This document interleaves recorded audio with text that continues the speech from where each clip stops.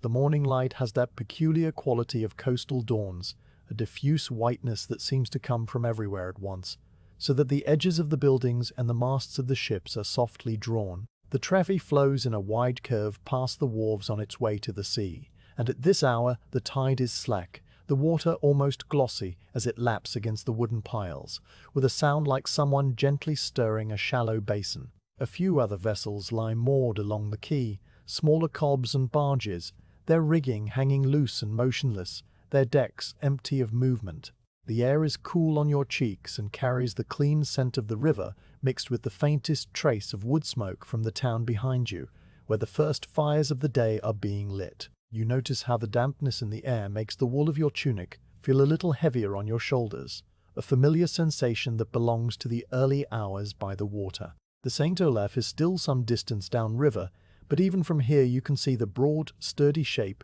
that marks the Hanseatic cog. She is a vessel built for cargo, not for speed, with high sides and a wide beam that makes her look as solid as a floating barn. Her single mast rises straight from the deck without any sails set at the moment, because she is moving under the combined power of the incoming tide and the gentle pull of a tow rope that a small boat has carried ashore. Men on the quay are hauling that rope hand over hand, their movements slow and steady, and you can hear the faint creak of the line straining under the weight of the ship. The men do not shout or hurry. They lean back into the rope with the patient rhythm of people who have done this many times before, and the cog inches forward, her bow pointing toward the warehouse wharf, as if drawn by an invisible thread. The water around her hull parts with a soft rippling sound, and occasionally a small swirl of foam appears and then dissolves without fuss. You let your gaze rest on the approaching ship, taking in the details that emerge as she draws nearer. The hull is built of overlapping planks darkened by years of soaking in seawater and drying in the sun, the clinker construction showing itself in the long horizontal lines of the strakes. Patches of worn wood are visible near the bow, where ropes have rubbed against the planking, and there is a faint greenish stain at the waterline where the sea has left its mark. The stern castle rises a little higher than the bow, with a small wooden shelter that looks both cramped and cozy, and a lantern hangs from a bracket there, its flame long since extinguished as the day has wakened. The smell of the ship drifts toward you across the water, a compound of salt-crusted timber, dried fish, old hemp rope, and very faintly, beneath it all, the grassy scent of the rye grain packed in her hold. It is a smell that speaks of long voyages and distant harbors, of the steady commerce that ties the Baltic ports together in a web of quiet trade. You shift your weight slightly from one foot to the other, feeling the solidness of the keystones beneath your leather soles. The surface is uneven here, worn smooth in the middle from countless footsteps over many years, and there are deep grooves near the edge where carts have rolled their iron-rimmed wheels. A few tufts of pale green grass grow in the cracks between the stones, stiff with dew, and a small pool of water has collected in a hollow near your feet, reflecting the grey sky with perfect stillness. The air remains cool and motionless, and you are glad of the thick wool tunic you put on this morning, the one with the sleeves that are just a little too long, so that they cover the backs of your hands when you let your arms hang at your sides. The quiet of the early morning is something you've come to value, a kind of pause before the steady labor of the day begins, and you fill your lungs with the clean air and let it out slowly, watching the cog come closer with each passing minute. Now the ship is near enough that you can see the individual members of her crew moving about the deck. They are small figures in plain woolen clothing, their faces indistinct at this distance, but you can tell from the way they move that they are going about the ordinary tasks of docking without any sense of urgency. One man coils a rope on the foredeck, looping it in wide circles around his elbow and hand. Another stands near the bow, holding a long pole with which he will fend the ship off the wharf if the approach is too fast. A third man, perhaps the master, stands at the stern castle with one hand resting on the tiller, his posture relaxed and watchful. None of them calls out to the men on the quay, because the whole operation is so familiar that words are hardly necessary. The cog comes toward you with the dignity of a large animal that knows its way home, and you watch its slow progress without any feeling of impatience, because in your profession everything waits for the arrival of the cargo, and the cargo arrives exactly when it arrives, and not a moment before. The tow rope continues its steady haul, and the distance between the bow and the wharf shrinks from 50 feet to 30, then to 15. The water between the hull and the stone bulges slightly as the ship displaces it, and the ripples slap against the quay with a sound that is higher and quicker than the lazy lapping of the open river. Seagulls that have been sitting on the bollards rise into the air with a few unhurried wing beats, and then settle again a little farther along the quay, as if they too understand that nothing dramatic is about to happen. The grey light of the overcast sky makes the dark wood of the ship look almost black, and the reflections of the hull and the mast tremble on the surface of the water in elongated shapes that wobble and reform with every small movement of the tide. When the side of the cog comes to rest against the wharf, the contact is so gentle that you hear it as a low, woody groan rather than a bump. The timbers of the hull pressing against the fenders made of old rope that the dockhands have hung over the stone edge. The crew throws lines over the iron bollards that stand like short dark pillars along the quay,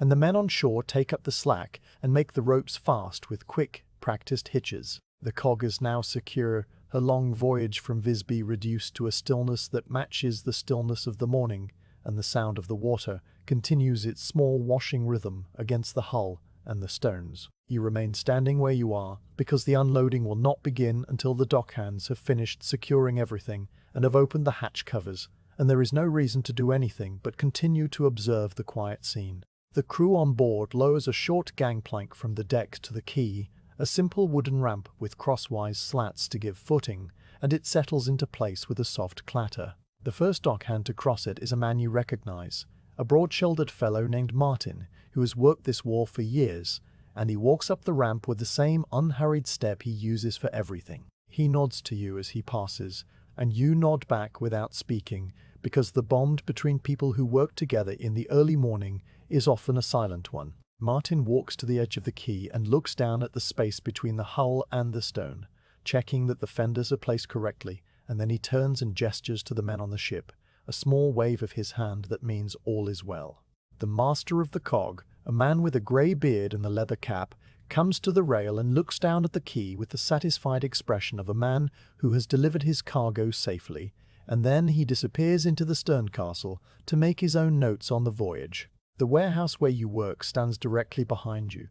a tall brick building with a steep roof of red tiles that are darkened in patches by moss and age. The walls are thick and solid, pierced by a few high windows that are little more than narrow slits designed to keep the interior cool and dim. The main doors are wide and made of heavy oak, banded with iron, and they stand open now, revealing the darkness inside like a cave mouth. The smell that comes from the doorway is dry and dusty, the accumulated scent of many years of grain storage, and it mingles with the damp river air to create a distinctive compound that you associate with your daily labor. You know every corner of that warehouse, every bin and beam and worn stone on the floor, and the thought of stepping inside and beginning the work of the day is not a thought of burden, but of quiet familiarity, a pattern that fits you as comfortably as your tunic. The light shifts slightly as the cloud cover thins in one small patch, and for a moment the color of the river changes from leaden grey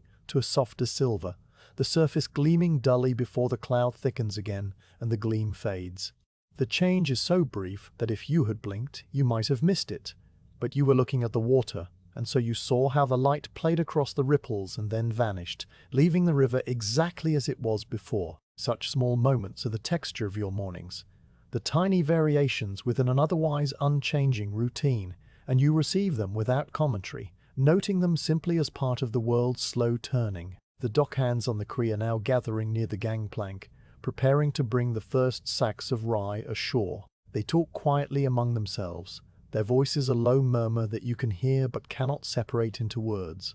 a sound as steady and unobtrusive as the hum of insects in a summer field. You know that soon they will begin to carry the cargo into the warehouse, and then you will take up your bushel measure and start the long, calm work of checking the grain. But for now, there is still this interval of waiting, this pause between the arrival and the beginning, and you let it stretch out without trying to fill it. The cog sits motionless against the wharf, the dockhands stand ready, the river flows past, and you, the grain measurer, remain still on the quay stones, breathing the cool air, watching the grey sky, feeling the weight of the new day settle around you as gently as a blanket. You turn from the river and walk the few steps across the stone quay toward the great brick warehouse, your leather soles scuffing softly on the damp granite. The morning air shifts as you move, the cool salt freshness of the travee giving way to the warmer, drier breath that seeps from the open doorway. A current of air that carries the memory of grain dust and ancient timber,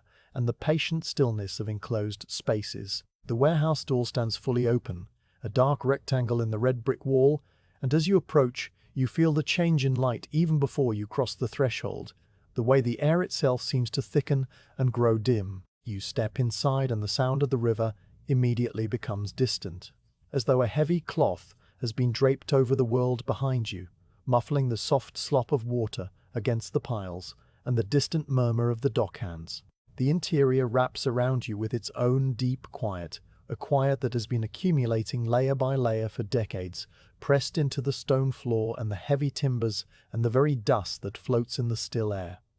The first thing you notice after the silence is the smell. It is dry and complex, a blend of rye dust so fine that it hangs almost invisibly, the faint sweetness of old grain that has long since been moved out, the earthy scent of wood from the massive beams overhead, and a mineral coolness from the stone flags underfoot. There is a slight mustiness too, not unpleasant, the kind that comes from thick walls built without mortar that breathes, from corners that the sun never touches, from the slow exhalation of a building that holds its history in every pore of the brick. You stand just inside the doorway for a moment, letting your lungs adjust to this different atmosphere, the wool of your tunic catching the floating particles so that a fine pale film begins to settle on the dark fabric. The temperature inside is noticeably cooler than the morning air outside and steadier, as if the thick walls and the high roof have created their own climate that does not change with the passing of a cloud or a breeze. It is the sort of coolness that feels permanent,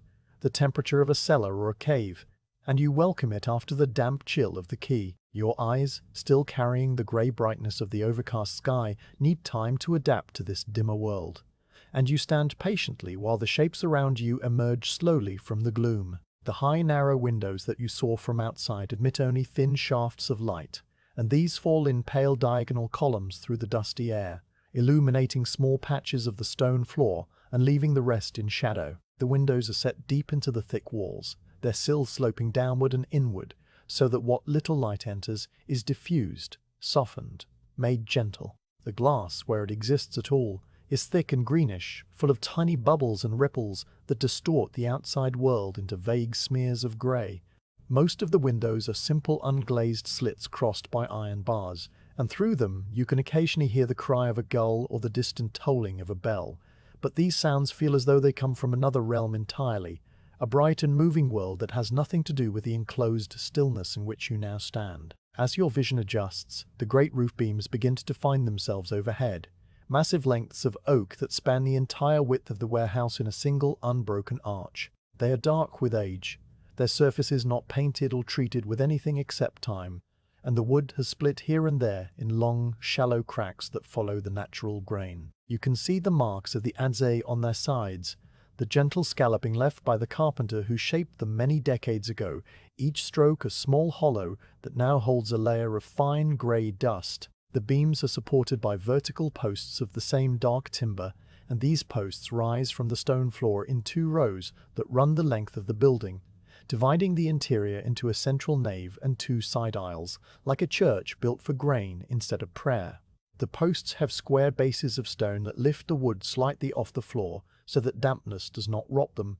and these bases are simple and unadorned, their only decoration the faintest hint of green moss growing in the seam where stone meets wood. The roof above the beams is hidden in darkness, the rafters and tiles invisible in the high shadows, and only the occasional creaking of the structure tells you that the building is alive, settling into itself with the slow patience of something that has stood for generations. The creaks do not come in any pattern. They are random and isolated, a single soft groan from one corner, then minutes of silence before a slight ticking sound from another part of the roof, as if the warehouse is breathing in its sleep. These sounds are not alarming. They are the normal conversation of an old timber building responding to the slight changes in temperature and humidity. that come with the opening of the door and the presence of a living person inside. You have heard them so many times that they are part of the background, as reassuring in their way as the familiar voice of a friend.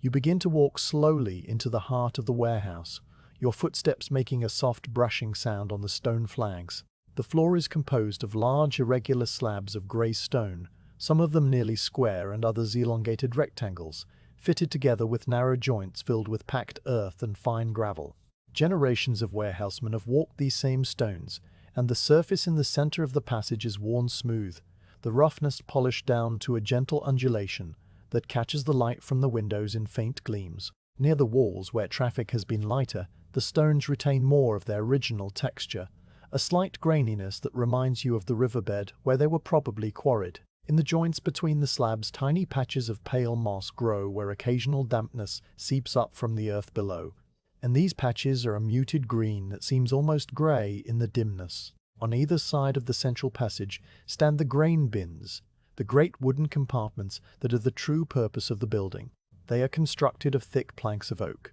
vertical boards set edge to edge, and held together by heavy horizontal battens, forming tall rectangles that reach from the floor to well above your head. Each bin is separated from its neighbor by a narrow gap, just wide enough for a man to walk through, and these gaps create a series of dark corridors that recede into the deeper shadows at the back of the warehouse. The bins are empty now, waiting for the new cargo of rye that you will measure and pour into them, and their interiors are clean and dark, smelling faintly of the grain that has previously filled them. You can see on some of the vertical boards the ghostly outlines of past grain levels, faint stains where the rye or barley or wheat has pressed against the wood for so long that it left its mark even after the bin was emptied. These stains are darker than the surrounding wood, a sort of tan or greyish patina that rises in a straight horizontal line about 3 feet from the bottom, then another line higher up, like the rings on a tree that tell the story of many harvests. The wood of the bins has aged to a deep brown, the colour of strong tea, and the grain of the oak is visible as fine, wavy lines that wander across the surface of each plank. Where the battens cross the vertical boards, iron nails have been driven in, and around each nail head a small dark stain has spread, the iron reacting with the tannin in the wood over many damp winters and dry summers. You run your hand lightly over the surface of one bin as you pass, feeling the slight roughness of the wood grain, the tiny ridges and troughs that are too small to see but easy to feel with fingertips. The plank is cool and dry, and your touch leaves the faintest impression of warmth that fades almost immediately. There is no dust on the bins. The constant small currents of air that move through the warehouse keep the vertical surfaces relatively clean, while the horizontal surfaces, the tops of the beams and the windowsills, gather the fine pale powder of grain dust that settles on everything in time. You walk deeper into the warehouse, past bin after bin, and the light from the doorway grows fainter behind you while the darkness ahead thickens. At the far end of the building you can just make out the counting house, a small room built into the corner with its own narrow door and its single window of thick greenish glass. It is too dark back there to see details, but you know the room well, the slanted desk, the ledge with the ledgers, the clay pot of quills, the smell of old parchment and ink. You do not go there now, because the work of the ledger comes only at the end of the day, after the measuring is done. For now, the counting house remains in its patient darkness, waiting. You turn and begin to walk back toward the lighter part of the warehouse, near the main doors, where your measuring station is set up. As you move, you let your gaze drift upward to the great beams again, noticing how they are joined to the posts with massive wooden pegs, tree nails driven through holes bored with augers, the ends of the pegs protruding slightly and worn smooth.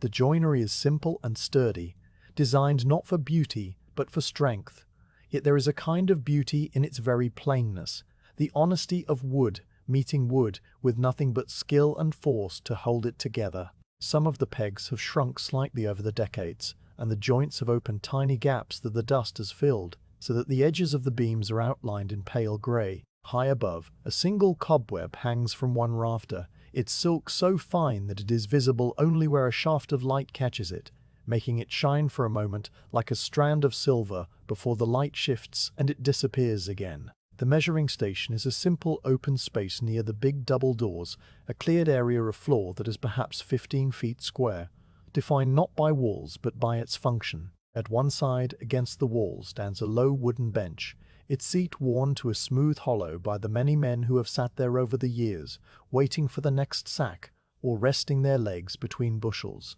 The bench is made of the same dark oak as the bins, and its legs are set into the stone floor in shallow sockets to keep it steady. Above the bench, a wide shelf is fixed to the brick wall with iron brackets, and on this shelf rest the tools of your trade, the bushel measure, the stripping stick, the chalk and slate, and a spare length of hemp cord for tying sacks that might split. Everything is arranged with the neatness that comes from daily use, each object in its accustomed place, so that you could find it in complete darkness if you had to. You walk to the shelf and stand looking at the bushel measure, though you did not take it down yet. The wooden cylinder sits upright on the shelf, its iron hoops catching the faint light with a dull gleam, and the open top reveals the smooth interior, the staves fitted so tightly together that not a single grain could slip through the joints. The rim, which will soon be leveled hundreds of times, is worn to a honey-colored polish, and you can see your own distorted reflection in its surface if you lean close. The stripping stick lies across the top of the bushel, a straight piece of beechwood that is slightly wider at one end, where your thumb will rest as you draw it across the grain. It is so smooth from use that it feels almost like silk to the touch, and the ends are rounded, not sharp, because sharp edges might snag on the sack or catch a kernel and throw off the measure. Beside the bushel, a small piece of grey slate and a lump of white chalk wait for the tally marks, and the chalk has left a fine white residue on the slate's surface from previous days, a faint ghost of the numbers that were wiped clean. On the floor below the shelf, a large wooden hopper stands ready, a funnel-shaped bin made of planks that narrows toward the bottom, where a sliding door of wood serves as a valve. The hopper is positioned over a low opening in the floorboards that leads to the grain bins below, and when you empty a bushel into it, the rye will flow down into one of the compartments. The sliding door is operated by a simple wooden lever, worn dark by handling, and you know from experience exactly how far to pull it to let the grain pass without jamming. At the base of the hopper, a few stray kernels from yesterday's work still lie scattered on the stone, and you note them without concern.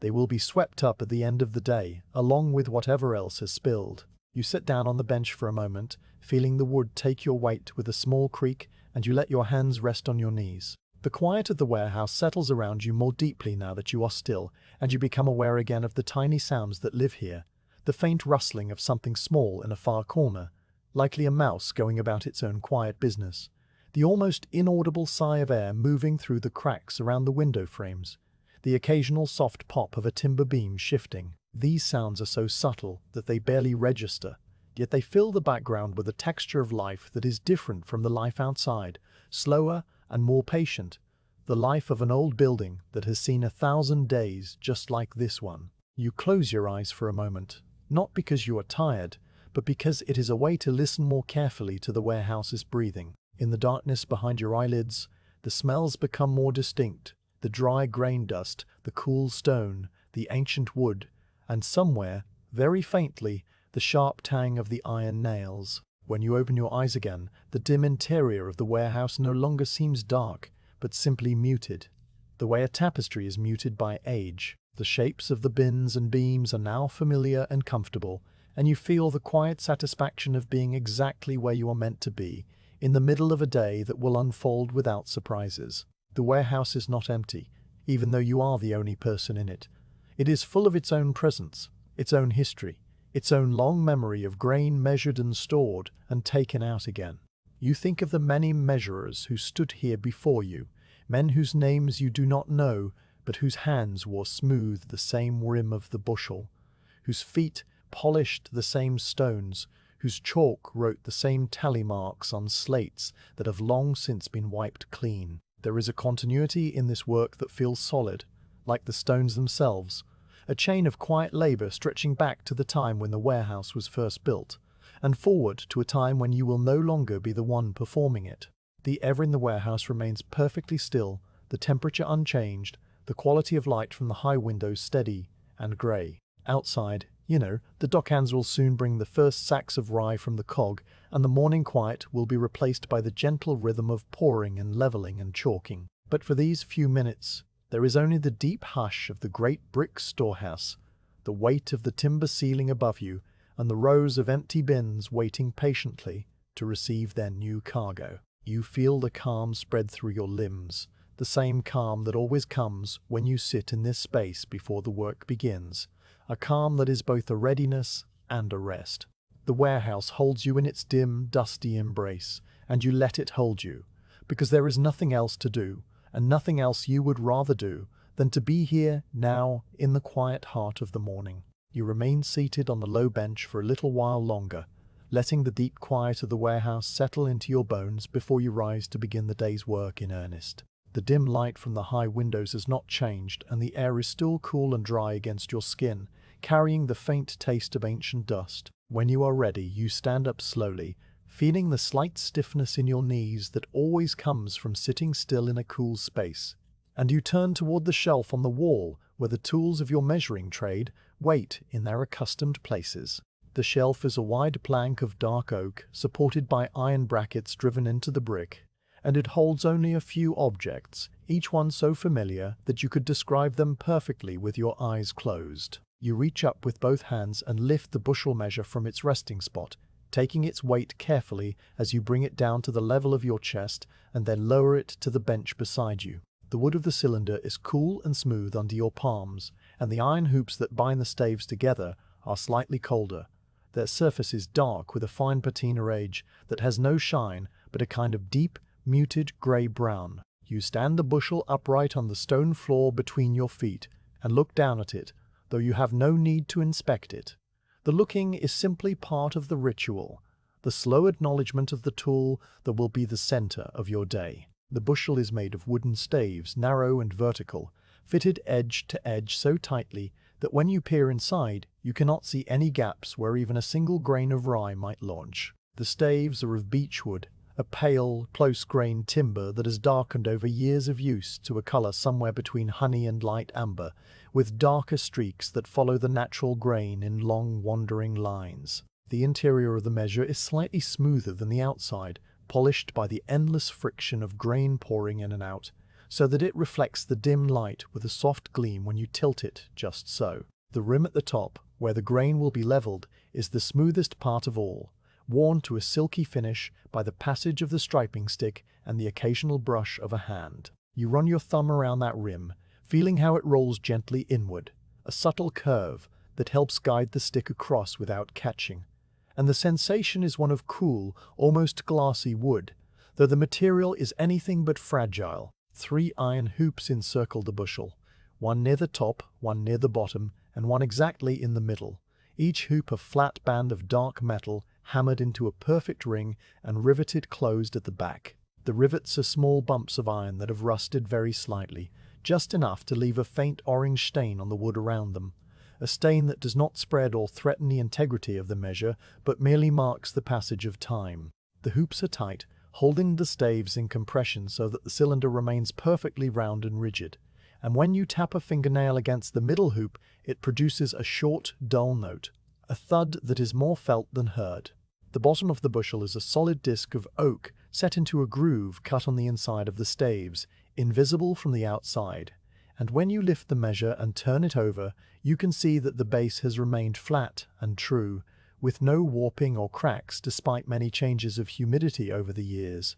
A few tiny dents and scratches mark its surface, left by the occasional small stone that found its way into a sack of grain, but these imperfections are shallow and do not affect the volume, which has been checked and verified by the town alderman and stamped with a small lead seal near the top hoop. The seal is a disc of lead about the size of your thumbnail, pressed with a mark that you have never bothered to decipher, knowing only that it means the bushel is a legal measure. True to the Hanseatic standard, you set the bushel back on the floor, and next you pick up the stripping stick, which lies across the shelf like a short straight sword made of pale wood. The stick is slightly longer than the diameter of the bushel, so that when it is laid across the rim, the ends project an inch or two on either side, giving your hands room to hold it without touching the grain. It is made of beechwood like the bushel, but a lighter piece, less ambered by age, and its surface is entirely smooth from end to end without any varnish or oil to make it slippery. The stick is rectangular in cross-section, about half an inch thick and an inch wide,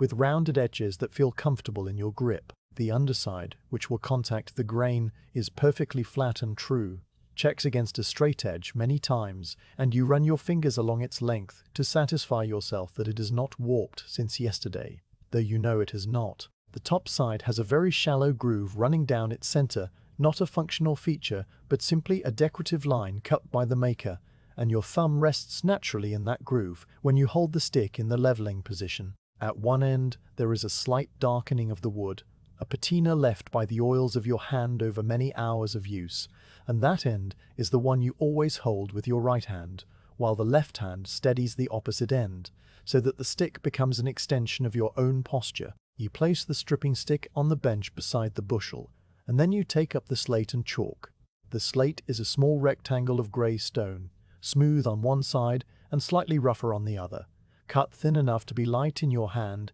but solid enough not to break if it is dropped. The smooth side is where the tally marks go, and it has been cleaned with a damp cloth after the last use, so that only the faintest ghost of previous chalk lines remains, a pale white haze that will disappear entirely once the new marks are made. The edges of the slate are bound with a strip of leather that has been stitched around the perimeter.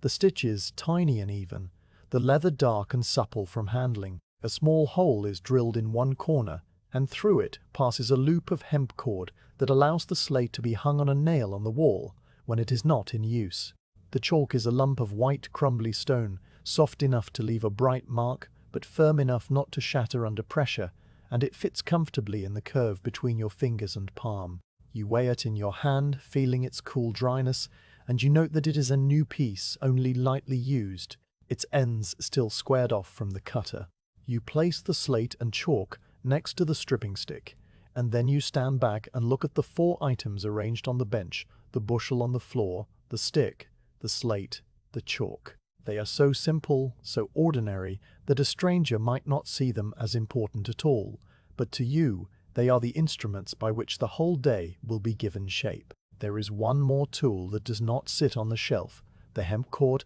and the spare sack needles tucked into a small clay pot tucked behind the chalk. You reach for the pot, which is the size of a drinking cup and glazed a dull brown on the outside, and you take out a length of cord and 2 large needles made of polished bone. The needles are curved slightly, with eyes large enough to pass the cord through easily, and their points are not sharp but blunt, designed to slip between the weave of a sack without cutting the threads. You set these aside too because you may need them if a sack splits or a drawstring breaks, though such occurrences are rare and you do not expect to use them today. The cord is made of hemp, tightly twisted, and it smells faintly of the tar used to preserve it, a dark, resinous scent that reminds you of the rigging of ships and the mooring lines on the quay. Now that all the tools are laid out before you, you take a moment to go through the motions of the work without any grain, a kind of silent rehearsal that primes your muscles for the hours ahead. You pick up the empty bushel and hold it between your knees,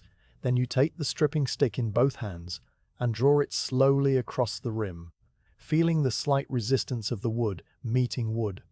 hearing the faint whisper of the 2 surfaces sliding against each other. You do this 3 times, each stroke smooth and even, and then you rest the stick on the rim and look down into the empty cylinder, imagining it full of rye. The empty space seems large, yet you know from experience that it holds exactly 1 bushel, no more and no less, and that when the grain is leveled, the surface will be a perfect flat plain of golden brown kernels. You set the bushel down and take up the chalk and slate, making a few practice marks on the stone surface, a vertical line, another, a third, then a diagonal crossing the first 4 to make a group of 5. The chalk makes a clean, high sound against the slate, something between a scratch and a whisper, and you pause to wipe the marks away with the heel of your hand before they can set too deeply. The chalk dust leaves a pale smudge on your skin, and you brush it off against your tunic, adding to the fine layer that already clings to the wall. The bench creaks softly as you sit down again, and you let your hands rest on your thighs while you consider the simple mathematics of your day. The cog, you know, carries something in the order of 160 or 180 bushels of rye, though the exact number will not be known until the final tally is chalked on the wall slate. Each sack holds roughly 5 bushels, give or take, so you will open perhaps 30 or 35 sacks, and you will pour each sack in 5 installments into the bushel, leveling after each pour, marking the slate, emptying the bushel into the hopper. 35 sacks times 5 pours is 175 levelings, give or take, a number that might seem large if you thought about it all at once, but you never do think about it all at once. You think only of the current sack, the current pour, the current stroke of the stick, and in this way the large number dissolves into a sequence of small identical tasks that pass smoothly through your hands like water through a sluice. The tools themselves seem to share this understanding of patience, lying on the bench or standing on the floor without any expectation, their entire purpose fulfilled in the simple acts for which they were made. The bushel does not know or care how many times it will be filled today. The stripping stick does not tire.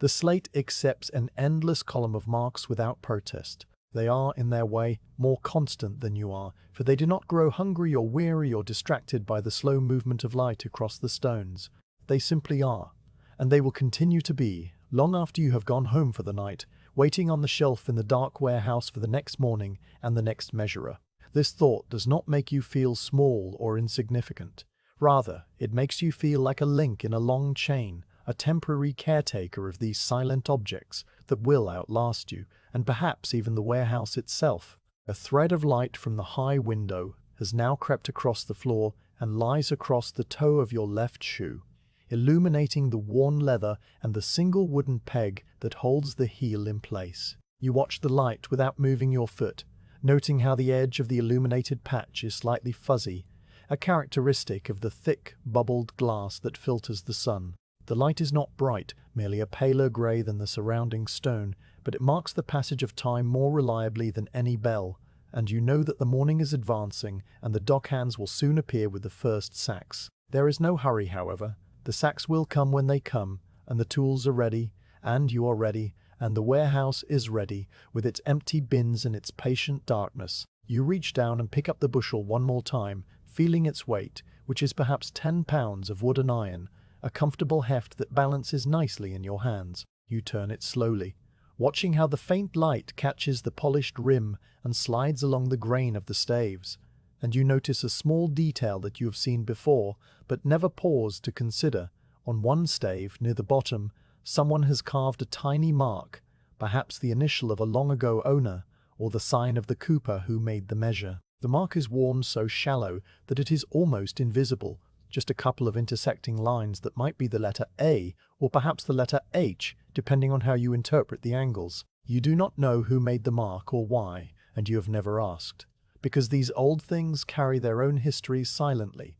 and sometimes the not knowing is a kind of respect. You set the bushel down again, gently, so that it does not clatter against the stone, and then you pick up the stripping stick and place it across the rim where it belongs. The air in the warehouse seems to hold its breath, and then it releases it in a long, slow exhalation of sound that is not a sound at all but the absence of sound, a deepening of the quiet that makes you aware of your own heartbeat, a steady thump that is too faint to count but present if you pay attention. You are not restless, not anxious for the work to begin, because the preparation itself is a kind of work, and you have learned to value it. The tools lie ready, the light creeps across the floor,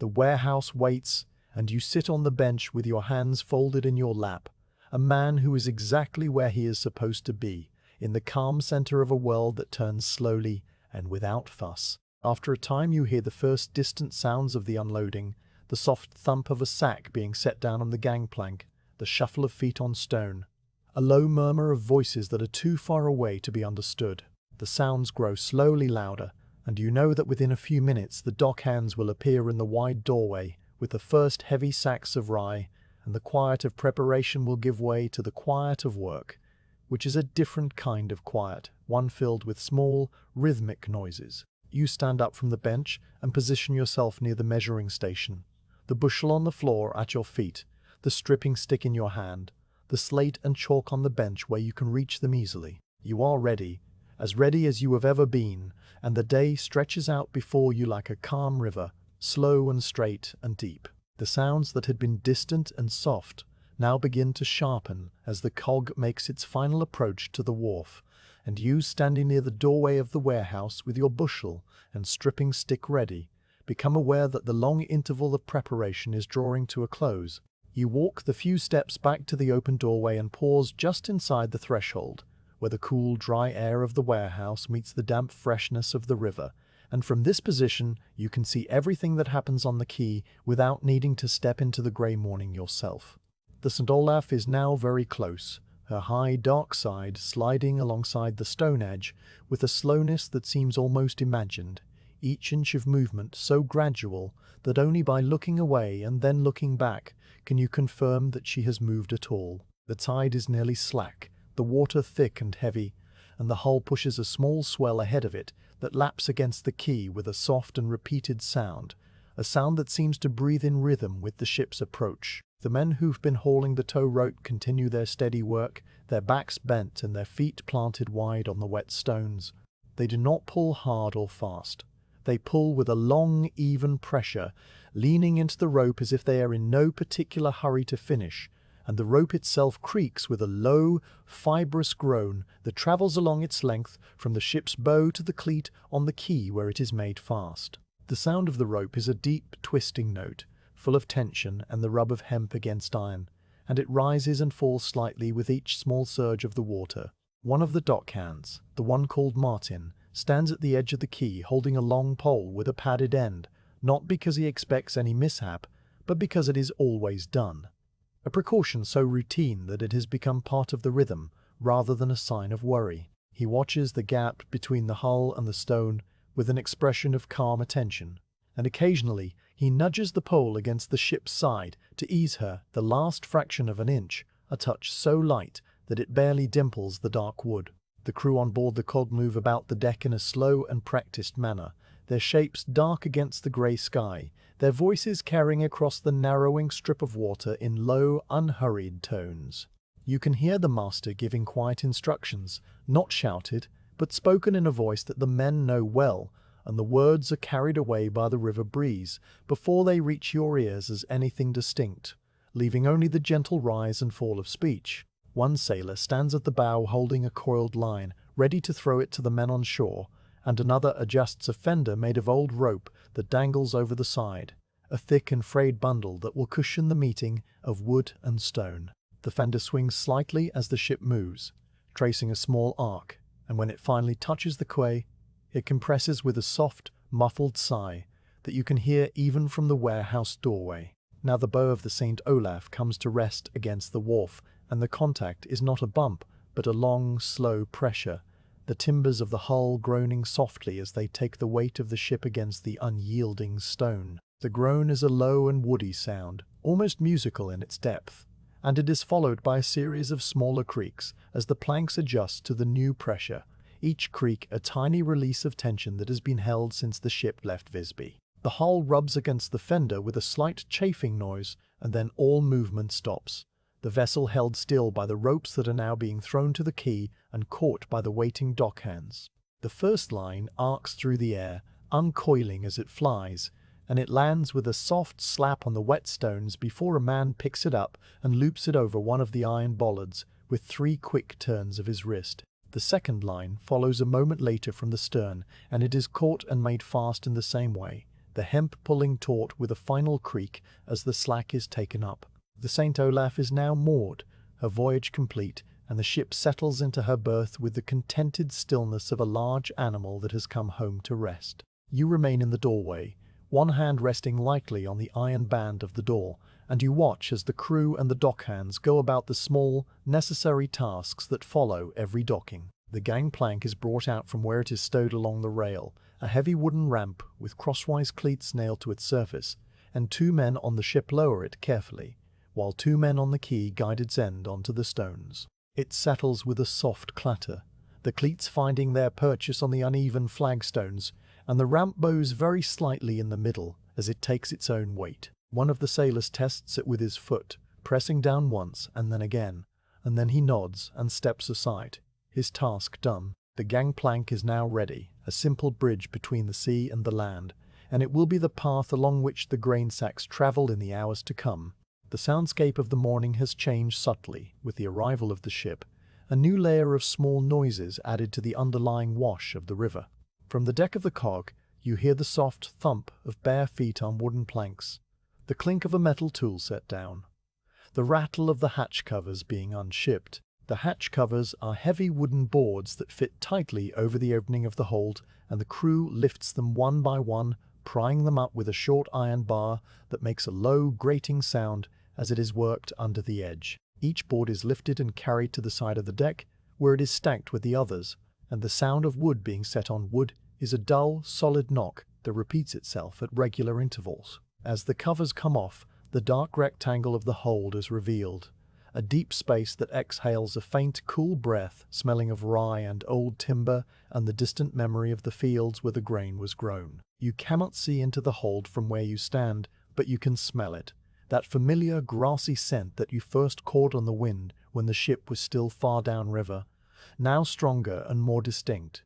a smell that promises the long, steady work of the day. Martin, the dockhand, has now finished his duties at the water's edge, and walks over to the gangplank, where he pauses to speak with the master of the cog, who has come down from the stern castle. The two men stand close together, their heads inclined, and they talk in voices so low that you hear only the murmur, not the words. The conversation is not a negotiation or a debate. It is the simple exchange of information that passes between the man who carried the cargo and the man who will receive it, a confirmation that everything is in order and that the unloading may proceed. The master gestures once toward the hold, and Martin nods, and then the master turns away and walks back toward the stern, his part in the affair essentially complete. Martin turns toward the warehouse and raises his hand in a small wave, not a summons but an acknowledgement, letting you know that the first sacks will soon be on their way. You raise your own hand in return, a simple gesture that requires no words, and then you step back from the doorway and position yourself at the measuring station, where the bushel and the stripping stick and the slate and the stripping stick and the slate and chalk lie ready. The first dockhand to cross the gangplank from the ship is a young man with a sack balanced on his shoulder, the linen bulging with rye and the weight of it making him lean slightly to one side as he walks. He comes down the ramp with a heavy, deliberate tread, each footfall firm on the wood, and then he steps onto the quay and walks toward the warehouse door with the same steady pace. The sack on his shoulders sways very slightly with his steps, the grain inside shifting with a soft brushing sound that is halfway between a rustle and a whisper. He passes through the wide doorway and into the dim interior of the warehouse, and without speaking he lowers the sack to the floor near your measuring station, setting it down with a gentle thump that sends a tiny puff of dust up from the stones. Then he turns and walks back toward the ship, his empty hands swinging loosely at his sides, his footsteps receding across the quay. A second dockhand follows almost immediately, carrying his sack in both arms across his chest, and behind him a third and then a fourth, each man walking alone with his load, in no particular rush, the line of them forming a slow, unbroken chain between the hold and the warehouse floor. They do not speak to one another as they pass, or if they do, it is only a word or two, a quiet remark that is lost in the shuffle of feet and the rustle of the sacks. The rhythm of their movement is not precisely regular. It varies slightly from man to man, depending on his strength and the weight of his particular sack, but the overall effect is of a continuous, unhurried flow, like grains of sand falling through a narrow neck. You stand beside the growing pile of sacks and watch them come, counting them softly under your breath, more from habit than from necessity, and you note that the quality of the rye visible through the coarse weave of the linen is consistent, the same pale golden brown that you first saw on the wind. As each sack arrives and is set down, the sounds multiply and then settle, the soft thump of the sack on the stone, the slight sigh of the dockhand as he straightens up, the scuff of his feet as he turns to go, the distant clatter of another hatchboard being moved on the ship, the steady wash of the river beneath all of it. These sounds do not compete with one another. They layer together into a kind of gentle noise that is still, in its essence, quiet, the quiet of people working together in a calm morning, each one knowing his task and performing it without haste. The light from the high windows continues its slow creep across the stones, unnoticed but ever present, and the air inside the warehouse warms very slightly with the body heat of the men who pass through, though it remains cool enough that their breath does not mist. You kneel down beside the first sack that was set down and place your hand on the coarse linen, feeling the rounded shape of the grain beneath the fabric, the thousands of tiny kernels pressing back against your palm with a firm and even resistance. The drawstring is a simple length of hemp cord threaded through a hem at the neck, and you take hold of the knot, which has been pulled tight by the weight of the sack, and begin to work it loose. The cord is stiff and slightly rough, the fibers catching on your skin as you pull, and the knot yields slowly, one loop at a time, until it finally comes undone with a soft rasp. You fold back the opening of the sack, exposing the rye inside to the dim air, and you see that the grain is clean and dry, the individual kernels small and hard and faintly glossy in the low light. The smell that rises from the open sack is stronger now, a warm, earthy scent that fills your nose and lingers there, and you take a slow breath of it before you lift the sack and tilt its mouth toward the waiting bushel. The first pour of the day is always a small ceremony in itself, a kind of threshold between the preparation and the work, and you perform it with the same care you would use for any other pour,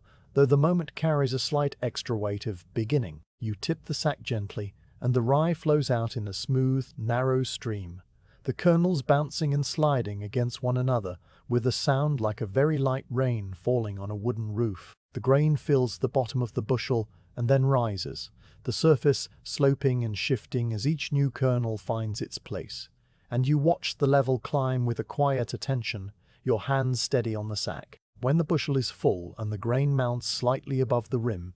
you set the sack aside and take up the stripping stick, feeling the smooth beechwood in your grip. You draw the stick across the top of the bushel in one gentle, even motion, and the excess grain falls back onto the small pile that has spilled on the floor, leaving the surface perfectly flat and flush with the rim. The first bushel is measured, the first chalk mark goes onto the slate, and the day's long rhythm has officially begun. Behind you, the dockhands continue to bring the sacks, their steady footsteps a soft percussion that does not interrupt your work but rather accompanies it, a gentle counterpoint to the pour and the level and the chalk. The cog rests quietly at the wharf, the crew now sitting on the hatch combing or leaning against the rail, their own labour reduced to waiting until the hold is empty enough for them to shift the remaining sacks closer to the gangway. The morning stretches on, grey and calm, and the world seems to consist of nothing more than the river, the ship, the warehouse, and the small repeated acts of measuring that will fill the hours until evening. The first bushel has been measured and emptied into the hopper, the chalk tally on the slate now showing one short vertical mark, and you turn back toward the pile of waiting sacks as the next dockhand appears in the doorway with his load. The rhythm of the morning has begun its slow and steady pulse, and you settle into it the way a boat settles into a gentle current, letting the flow of the work carry you without resistance. The dockhand walks across the stone floor with the sack balanced across his shoulders, his neck bent forward and his arms wrapped up and around the bulging linen to keep it from slipping, and his footsteps make a soft, shuffling sound that matches the pace of his breathing. He lowers the sack to the flagstones with a controlled thump, the weight of it pressing the coarse fabric flat against the floor for a moment before the grains inside resettle with a faint rustle. Without speaking, he straightens up, rolls his shoulders once, and then turns and walks back out toward the quay, his figure passing from the dim interior into the grey daylight and then disappearing into the brighter haze beyond the doorway. Almost at once another dockhand takes his place, and then another after that, each one arriving with the same unhurried step, each one carrying a sack that looks identical to the last, though the small variations in the weave of the linen and the size of the drawstring knots distinguish them if you look closely. The dockhands themselves are men whose faces you know, but whose inner lives you have never inquired after. They are simply part of the morning, as constant as the river and as silent as the stones. One of them has a slight limp that makes his footsteps uneven, a softer thud followed by a firmer one, and you have noticed this before on other mornings, so that the sound of his approach is as recognizable to you as the tolling of a particular bell. Another man hums very quietly under his breath while he walks, a tune that is not quite a tune, just a few wandering notes that he repeats over and over, too soft to be heard from more than a few feet away. These small signatures of individuality float through the warehouse and then vanish, absorbed by the larger quiet that holds everything in its place. The pile of sacks grows steadily beside your measuring station, the shapes piling up against one another in a mound that is gradually spreading outward across the stones. Each sack is a soft, heavy rectangle about the length of a man's arm, sewn from coarse linen that has been bleached by the sun and stained here and there with the dark marks of its travels, patches of moisture that dried long ago, faint smudges of soil from the fields, the occasional small tear that has been mended with a few stitches of thick thread. The linen is rough to the touch, its surface a grid of tiny ridges and valleys that catch the dim light in 1,000 minuscule shadows, and when a sack is moved, the fabric rasps against itself with a dry, brushing sound. The weight of each sack is considerable, pressing the bottom flat against the floor and making the sides bulge outward so that the shape of the rye inside is visible as a gentle, rounded contour like a pillow filled with small hard pellets. You move among the growing pile and select the next sack to open, choosing not according to any strict rule but simply the one that lies nearest to hand. And you kneel down beside it and work the knot loose with the same careful patience that you used for the first. The hemp cord is stiff and unyielding at first, its fibers kinked into a tight curl, but as you pull gently on the loop, it begins to slide and loosen, the knot relaxing increment with each small tug until it finally comes apart and the drawstring hangs free. You fold back the neck of the sack and the grain inside is exposed, the same clean rye, pale and even, smelling of dry fields and sun-warmed earth. There is something deeply satisfying in the repetition of this small act, the opening of a sack that has travelled so far and remained untouched until this moment. And you take a breath of the air that rises from within before you lift the sack and begin to pour. The stream of rye falls into the bushel with its gentle hissing sound, each kernel clicking and ticking against the others as it settles, and the noise is so constant and unvarying that it merges into a single smooth note, like the sound of a distant waterfall heard through a thick forest. You pour until the bushel is full and the grain mounds slightly above the rim, and then you set the sack aside and take up the striping stick, drawing it across the top in one fluid motion that sends the excess grains pattering back onto the pile. The surface of the rye is now perfectly flat,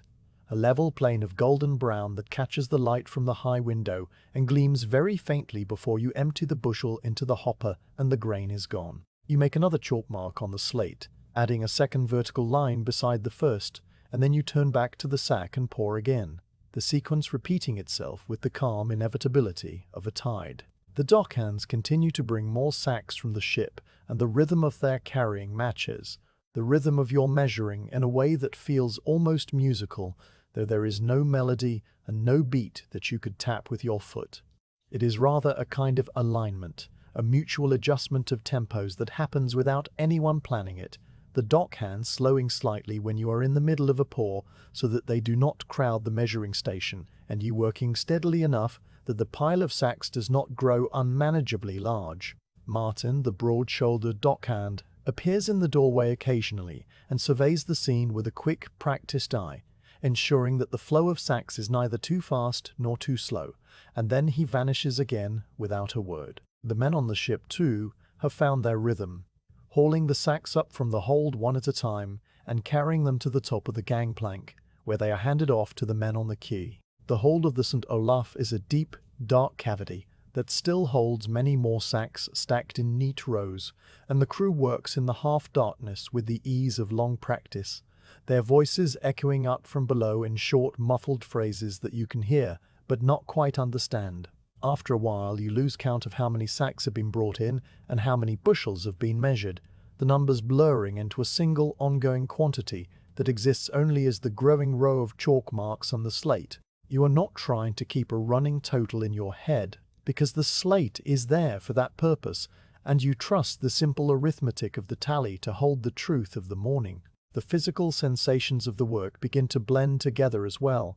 the feel of the rough linen under your fingers, the cool weight of the bushel, the smooth slide of the striping stick, the scratch of the chalk, all of it becoming a unified experience that flows through you without any need for conscious direction. Your hands know what to do, and your back knows how to bend and straighten without strain, and your legs know how to shift slightly to keep your weight balanced as you move from sack to bushel to hopper and back again. The light from the high windows has now moved several inches across the stone floor, the pale grey rectangles crawling imperceptibly toward the eastern wall, and the quality of the light has changed very slightly as the cloud cover overhead begins to thin in one small patch. The interior of the warehouse is not brighter exactly,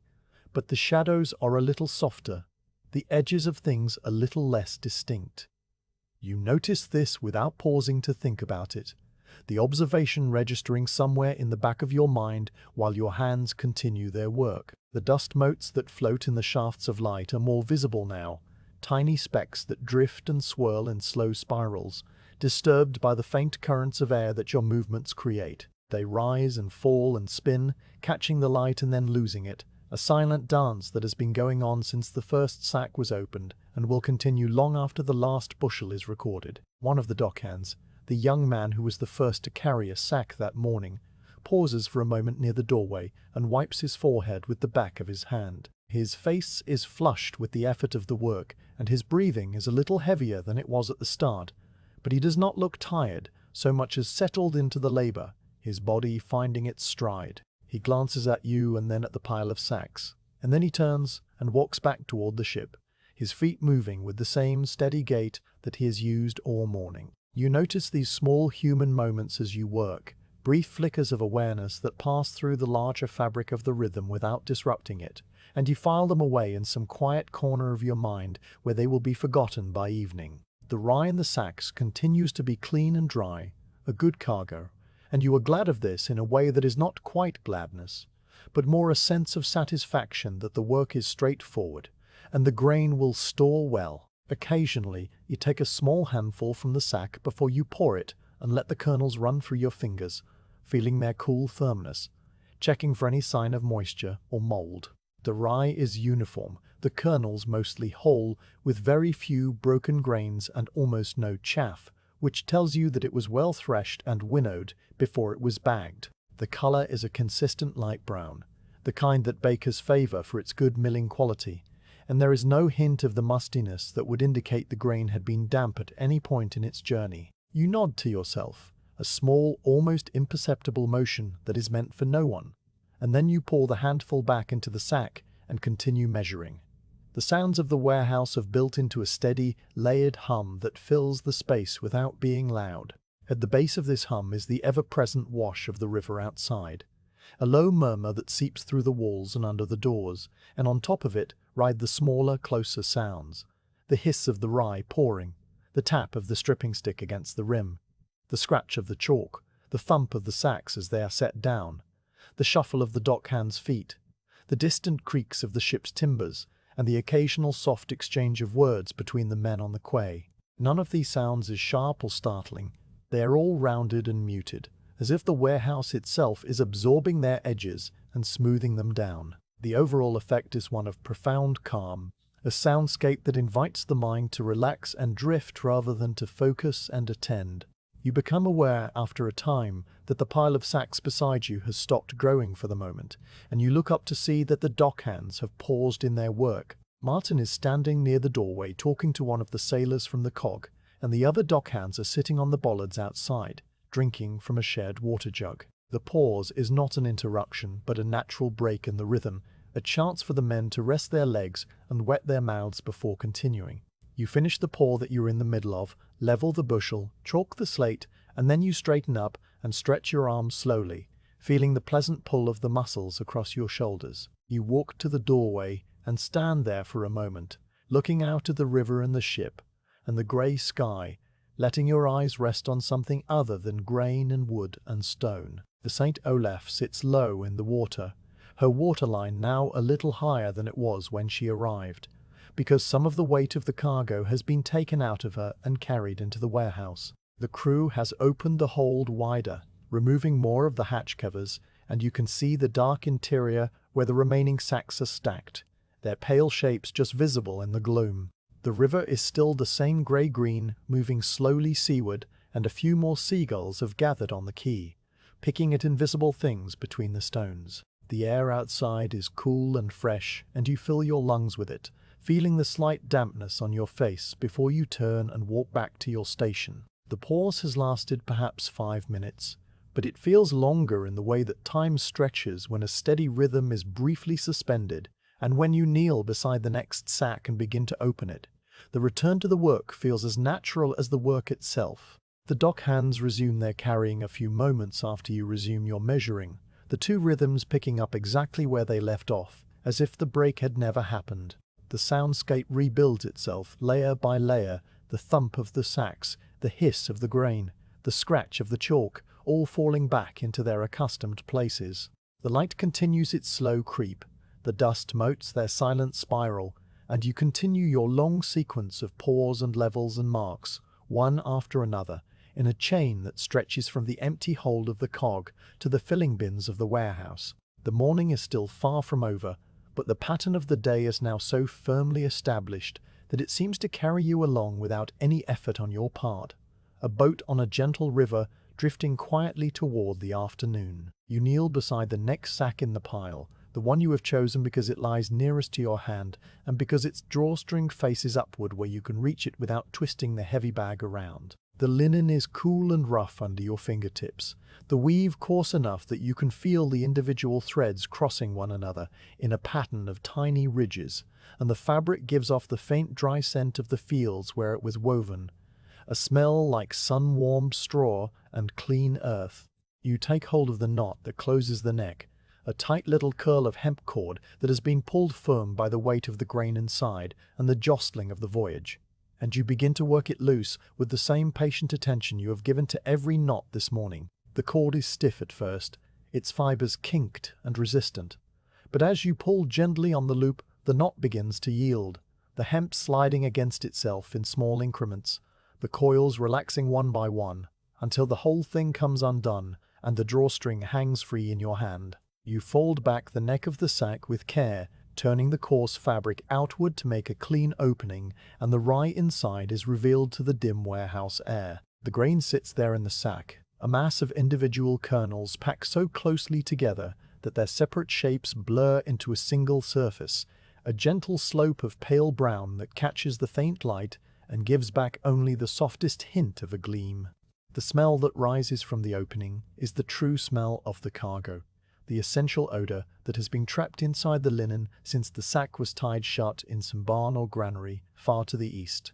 And it is a smell that you have come to know as well as the smell of your own hands. It is dry and warm and faintly sweet, with a grassy undertone that speaks of the fields where the rye grew under a wide sky, the stalks bending in the wind, the ears ripening in the long summer days. There is also a slight nuttiness to it, a deeper note that comes from the kernels themselves, the oils inside the grain releasing their fragrance slowly over time. You breathe in that scent and hold it in your lungs for a moment before you let it out, and then you lift the sack with both hands and tilt its mouth toward the waiting bushel. The pour begins and the rye flows out of the sack in a stream that is not perfectly round, but slightly flattened by the shape of the opening, a smooth ribbon of grain that narrows and widens very slightly as the sack shifts in your grip. The sound of the pouring is the sound you have been hearing all morning, a soft hiss made of 1,000 tiny clicks and rustles as each kernel slides against its neighbors and drops into the cylinder below.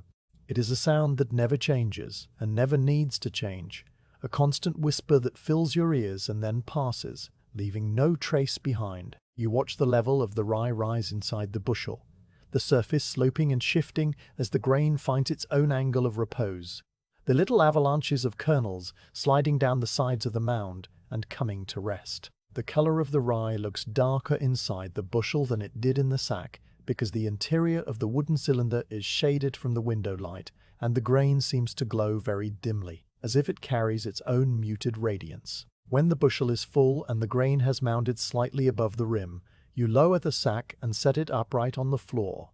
the remaining rye inside it resettling with a soft brushing sound. You pick up the stripping stick from where it rests across the bench, feeling the smooth beechwood settle into your grip, your thumb finding its natural place in the shallow groove, your fingers curling around the underside. You position the stick across the top of the bushel, the flat edge resting on the rim on either side, and then you draw it towards you in a single gentle motion, the wood sliding against the grain with a faint crisp sound that is halfway between a scrape and a rustle. The excess rye that was mounded above the brim tumbles backward in a small cascade, each kernel bouncing and skittering as it falls onto the pile of spillage that has been growing on the stone floor since the first pour of the morning. The surface of the grain inside the bushel is now perfectly flat. A level plane that exactly matches the height of the rim, not a single kernel standing proud or sitting low. The measure is true, the bushel complete, and you set the stripping stick aside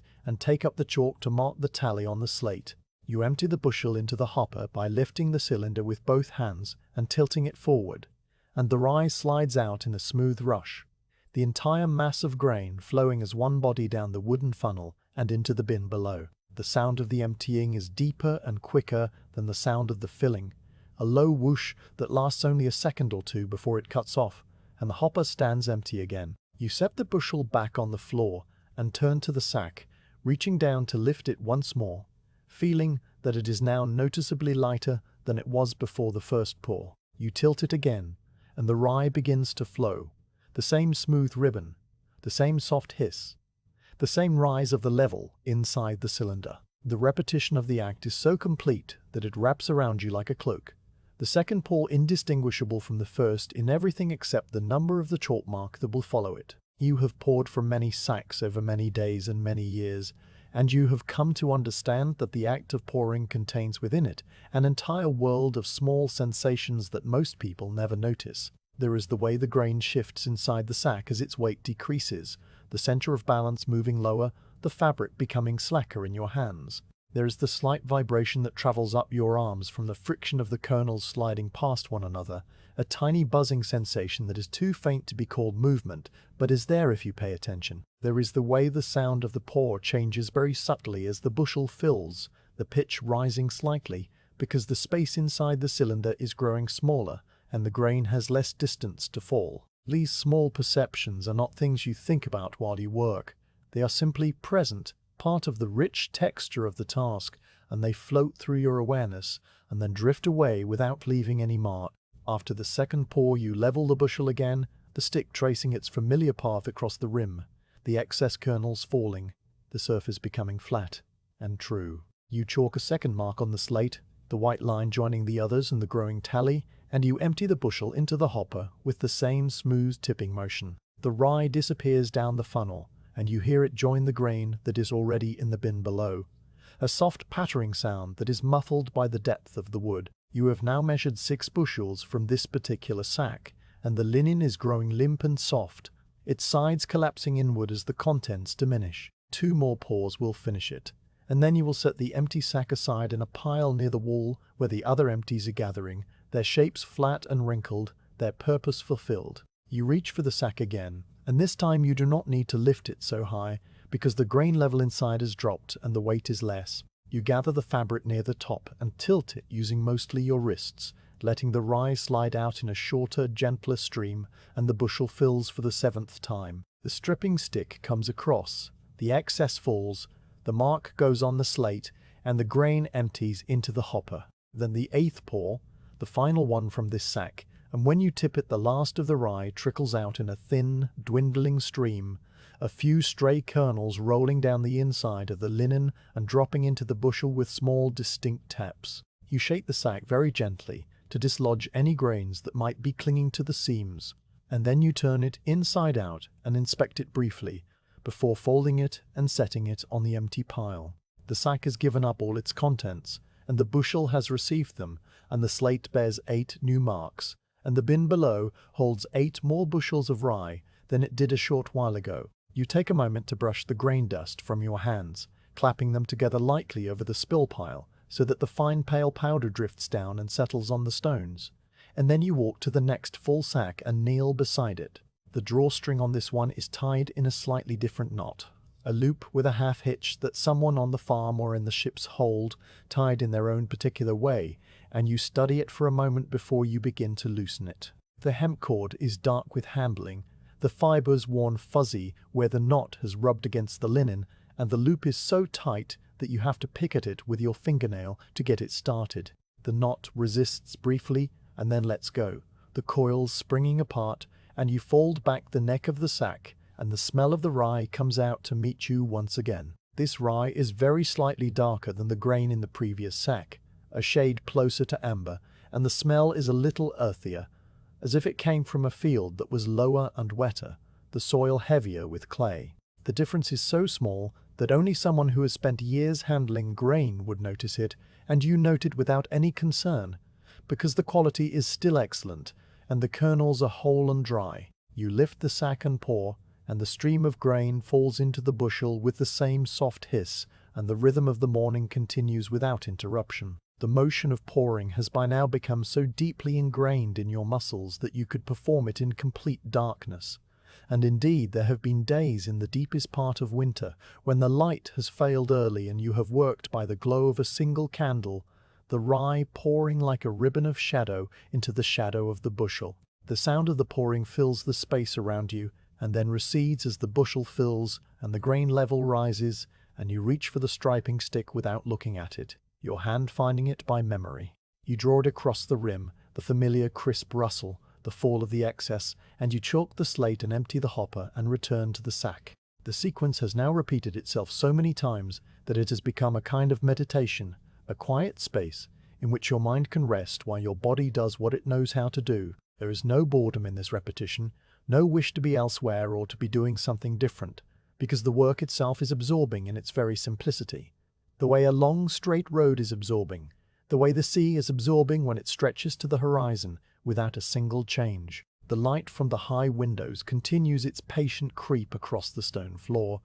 the pale rectangles now touching the edge of the bench and beginning to climb its leg. The dust motes still float and spiral in their shafts, stirred by the small currents of air that your movements create, and the sounds of the warehouse have settled into a steady hum that no longer seems composed of separate noises, but rather of a single ongoing tone, a quiet that is not silence, but the gentle presence of many small things happening at once. The dock hands come and go, the sacks accumulate and are emptied, the chalk marks cover the slate in a dense white forest, and the day moves forward at its own pace, asking nothing of you but that you continue to pour and level and mark, which you do and will do until the last sack is empty and the last bushel is recorded. The stripping stick lies across the bench where you left it after the last bushel, its pale beechwood surface catching the faint light from the high windows with a soft, muted glow. You pick it up and feel once again the familiar smoothness of the wood, the way it seems to have no grain at all under your fingertips, because years of handling have polished it to a uniform silkiness, and you position yourself in front of the full bushel that stands on the stone floor at your feet. The cylinder of rye is heaped slightly above the rim, the kernels forming a shallow dome that rises in the center and slopes down to the edges, and the surface of that dome is alive with tiny shifting movements as individual grains find their final resting places. The act of leveling that you are about to perform is the central act of your profession, the moment when an approximate amount of grain becomes an exact measure, and though you have done it thousands upon thousands of times, you approach it with the same quiet attention that you would give to something rare and delicate. You hold the stick in both hands, your right hand near one end and your left hand near the other, your grip loose but controlled, the way a scribe holds a quill or a carpenter holds a plane. The stick is oriented so that its wide, flat face will contact the grain, the narrow edge riding along the rim of the bushel, and you lower it gently until it rests on the wooden rim on either side, the beechwood meeting the worn oak with a light tap that is more felt than heard. The stick sits perfectly level, parallel to the floor, because the rim of the bushel is true and the stick is straight, and the space between the bottom edge of the stick and the flat plane of the rim is exactly filled by the mounded grain. You pause for a moment with the stick in this position, feeling the slight resistance of the rye kernels pressing up against the underside, a faint granular texture that transmits itself through the wood and into your palms. Then you begin to draw the stick toward you across the top of the bushel, moving it in a single smooth horizontal sweep that shears away the excess grain and leaves behind a surface as flat as a frozen pond. The sound that accompanies this motion is distinct and satisfying, a combination of several smaller sounds that blend into one. There is the soft hiss of the kernels sliding against one another as they are pushed aside, the faint rasp of the wood moving over the grain, and the light clatter of the excess rye falling back onto the pile on the floor, each kernel ticking against the stones in a tiny percussive rain. The stick moves without hesitation from one side of the bushel to the other, its speed steady and unhurried, and when it reaches the far rim it lifts away cleanly, leaving the surface of the rye perfectly flush with the top of the cylinder. Not a single kernel standing proud above the plane. The excess grain that has been pushed off lies in a small curved drift on the floor beside the bushel, its shape echoing the arc of the stick's passage, and the flat surface of the measure seems almost liquid in its smoothness, a shallow disk of golden brown that reflects the dim light with a uniform sheen. You straighten up and look down at the leveled bushel, checking the surface with your eyes, even though your hands have already confirmed what they need to know. The plane of the grain is true in every direction, intersecting the rim at exactly the same height all the way around, and the individual kernels are packed so tightly together that the surface appears almost solid, the tiny gaps between them visible only if you lean very close. The rim of the bushel forms a perfect circle around this flat disc of rye, and the contrast between the dark-aged wood of the staves and the paler brown of the grain is pleasing in a quiet, unremarkable way. The measure is correct, the volume exact, and the bushel can now be emptied into the hopper with the confidence that the tally mark on the slate represents a true and honest amount. You set the stripping stick down on the bench and take up the bushel with both hands, tilting it forward to empty the contents into the hopper, and then you return the empty cylinder to its place on the floor and pick up the stick once more, because another sack is waiting and another bushel must be filled. The repetition of the leveling is the heartbeat of your work, the steady pulse that divides the long morning into a series of identical, calming strokes, and each time you perform it, you feel the same small sense of completion, a quiet click in the back of your mind that says this one is done, now the next. The stick becomes an extension of your arm as the hours pass, its weight and balance so familiar that you no longer think about holding it, and the motion of drawing it across the brim becomes as natural and unthinking as breathing. There is a particular technique to the leveling that you learned long ago from the old grain measurer who held this position before you, a man whose name was Gerd, and whose hands were so gnarled by age that they looked like the roots of a tree. And though Gerd has been dead for many years, you still hear his voice in your head sometimes when you work. He taught you that the stick must be drawn with a steady pressure, neither too light nor too heavy, because if you press down too firmly, you will compact the grain, and the bushel will hold more than its proper volume, cheating the merchant who buys it, and if you press too lightly, you will leave kernels standing proud, and the bushel will hold less, cheating the merchant who sells it. The pressure must be exactly the weight of the stick itself, plus nothing,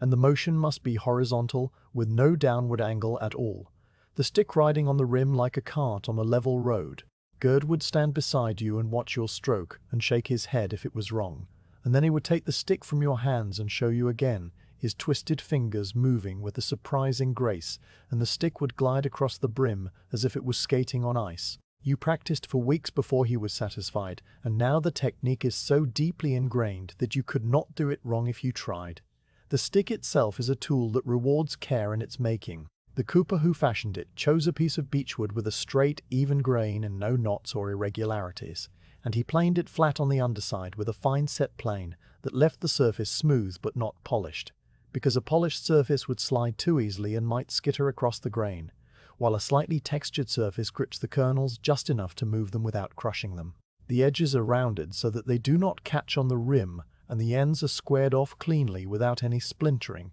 and the whole stick has been rubbed with nothing but the oil from human hands over many years, so that it has developed a deep, warm patina that no varnish could replicate. The groove on the top side, the shallow channel that your thumb rides in, was cut with a small gouge and then smoothed with sand, and it serves no purpose beyond comfort, a small luxury that the cooper added because he took pride in his work, and because he knew that the man who used the stick would hold it for many hours at a time. Each leveling is both identical to every other and subtly unique, because the grain itself is never exactly the same from one bushel to the next. The rye from one sack may be slightly larger in kernel size, and the stick will make a slightly rougher sound as it passes over the larger grains, a faint rustle that is almost a whisper. The rye from another sack may be more brittle, and a few kernels will crack under the gentle pressure of the stick, releasing a tiny puff of dust that catches the light. The moisture content of the grain varies very slightly depending on where it was stored on the ship and how long it has been exposed to the air, and drier grain slides more easily while damper grain clings together, and offers a subtle resistance. These variations are so small that a person who had not spent years leveling bushels would never notice them, but to you they are as plain as different textures of cloth under your fingertips, and they add a quiet interest to the repetition without ever interrupting its flow. After several hours of work, the act of leveling has become not just a physical habit, but a mental one. A kind of anchor that holds your attention in the present moment and prevents your mind from wandering too far afield. You do not think about the evening or the next day or the worries of the town. You think only about the stick in your hands, the rim of the bushel, the flat surface of the grain, and the small cascade of excess kernels falling back to the floor. The world outside the warehouse has receded to a distant murmur, and the only things that exist are the tools and the grain and the steady rhythm of the work. This narrowing of focus is not a strain, but a relief, a simplification of existence that strips away everything unnecessary and leaves only the task that is directly in front of you. In this state of calm absorption, the hours pass without any sense of duration, and you are neither happy nor unhappy, but simply present, a man doing his work in a quiet room by a grey river. There are moments when the leveling reveals something about the grain that you might otherwise miss, a small flaw that is hidden beneath the surface until the stick draws it into the light. Sometimes a tiny stone no larger than a peppercorn will be dragged out of the mound by the edge of the stick, and it will clatter against the floor with a sharp, distinct sound that stands out from the soft rustle of the rye. Sometimes a small clump of chaff or a bit of straw will appear, and you will pick it out and set it aside on the bench, adding to a small collection of debris that will be discarded at the end of the day. Very occasionally you find a kernel that is blackened or mouldy, and you will flick it away with your thumb and make a mental note to check the rest of the sack more carefully. Though such findings are rare, and the grain you are measuring today has been uniformly sound. These small discoveries are part of the leveling's purpose, a final quality check that happens at the very last moment before the rye enters the bin,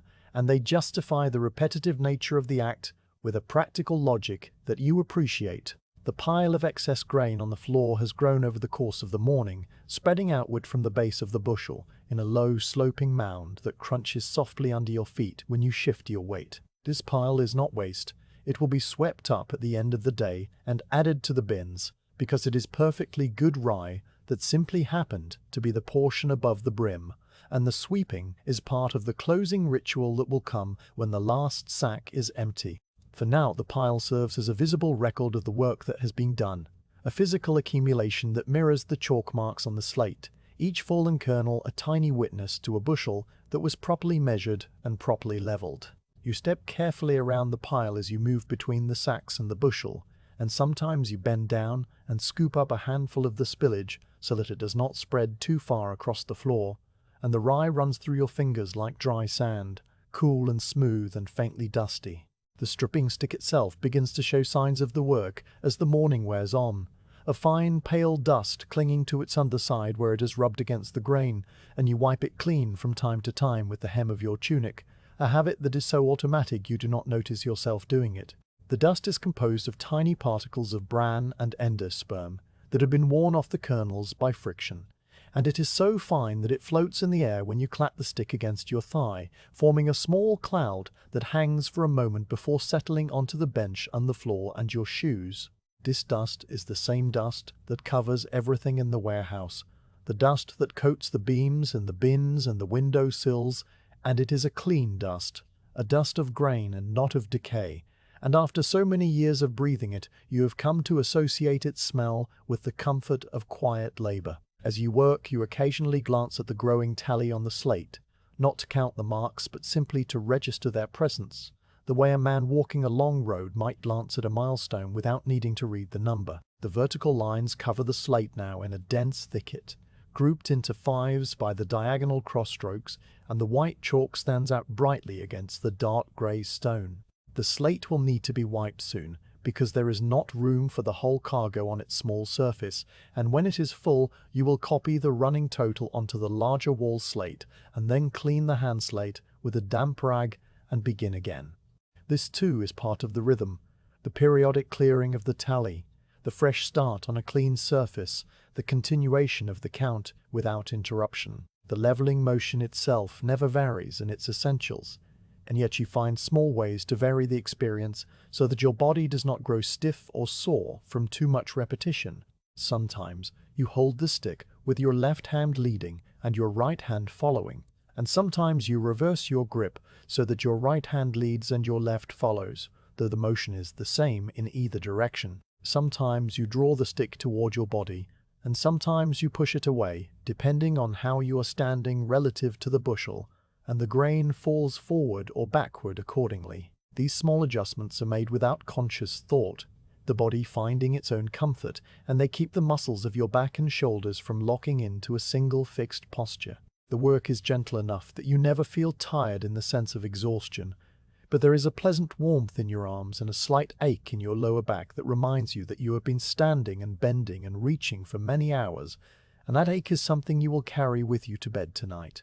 A mild physical memory of the day. The leveling also serves as a kind of punctuation in the long sentence of the morning, a moment of stillness between the pouring and the marking, a brief pause in which nothing happens except the quiet slide of wood over grain. In that pause your mind settles into a deeper stillness, a calm that is not empty but full of the sounds of the warehouse and the smell of the rye and the cool feel of the air on your face. It is a pause that you look forward to without naming it,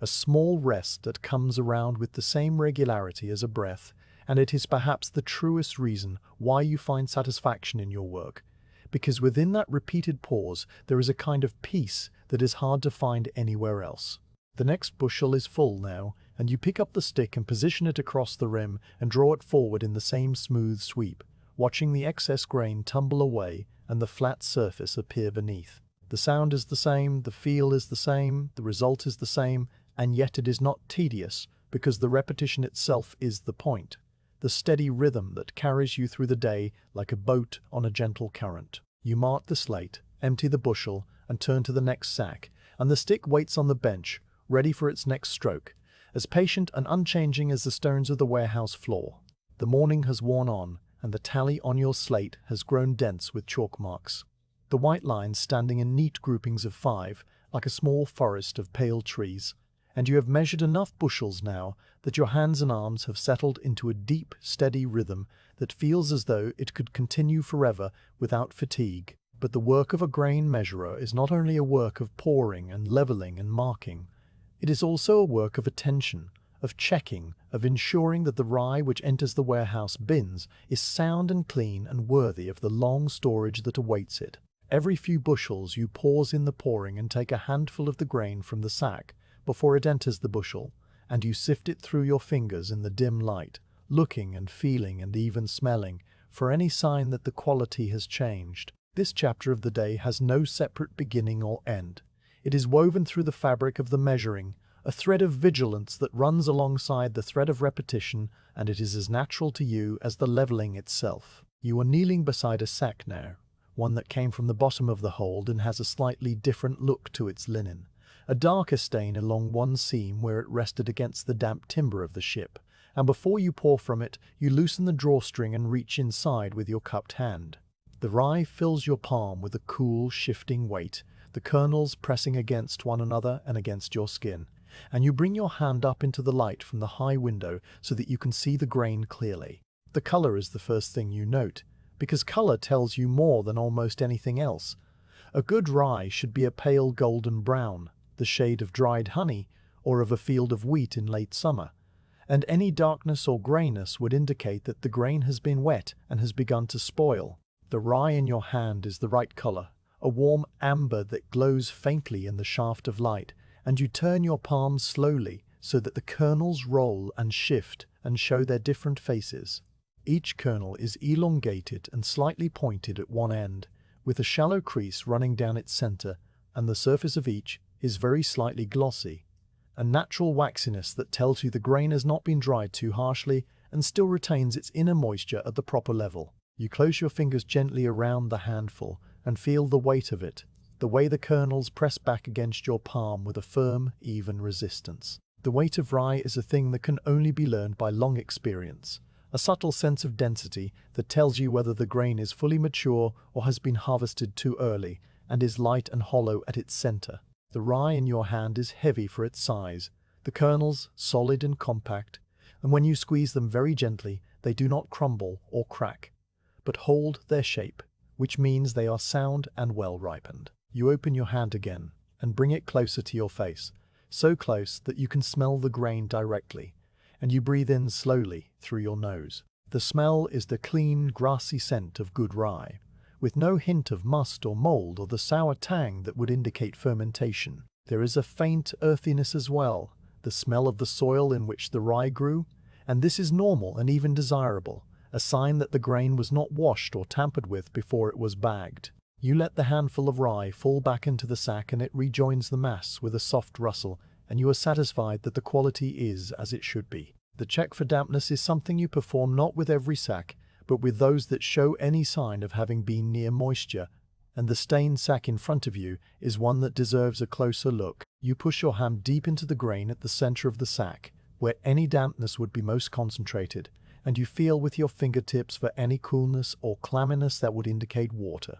The rye is dry all the way through, the kernels sliding easily against one another without any tendency to clump or stick, and the temperature of the grain is the same cool temperature as the air in the warehouse, with no cold spots that would betray hidden moisture. You withdraw your hand and inspect your fingers, looking for any sign of dust or powder that might be mold, but your skin is clean and dry, with only the faintest trace of the natural grain dust that is everywhere in the warehouse. The stain on the sack was old and superficial, a mark from some earlier voyage perhaps, and has not affected the cargo inside. You make a mental note of this, a small entry in the running log of observations that you will transfer to the ledger later, and then you lift the sack and begin to pour. The search for chaff and foreign matter is a more mechanical kind of checking, one that you perform by spreading a small amount of rye on the flat surface of the bench where the light falls most directly. You do this now with a pinch of grain taken from the middle of the pour,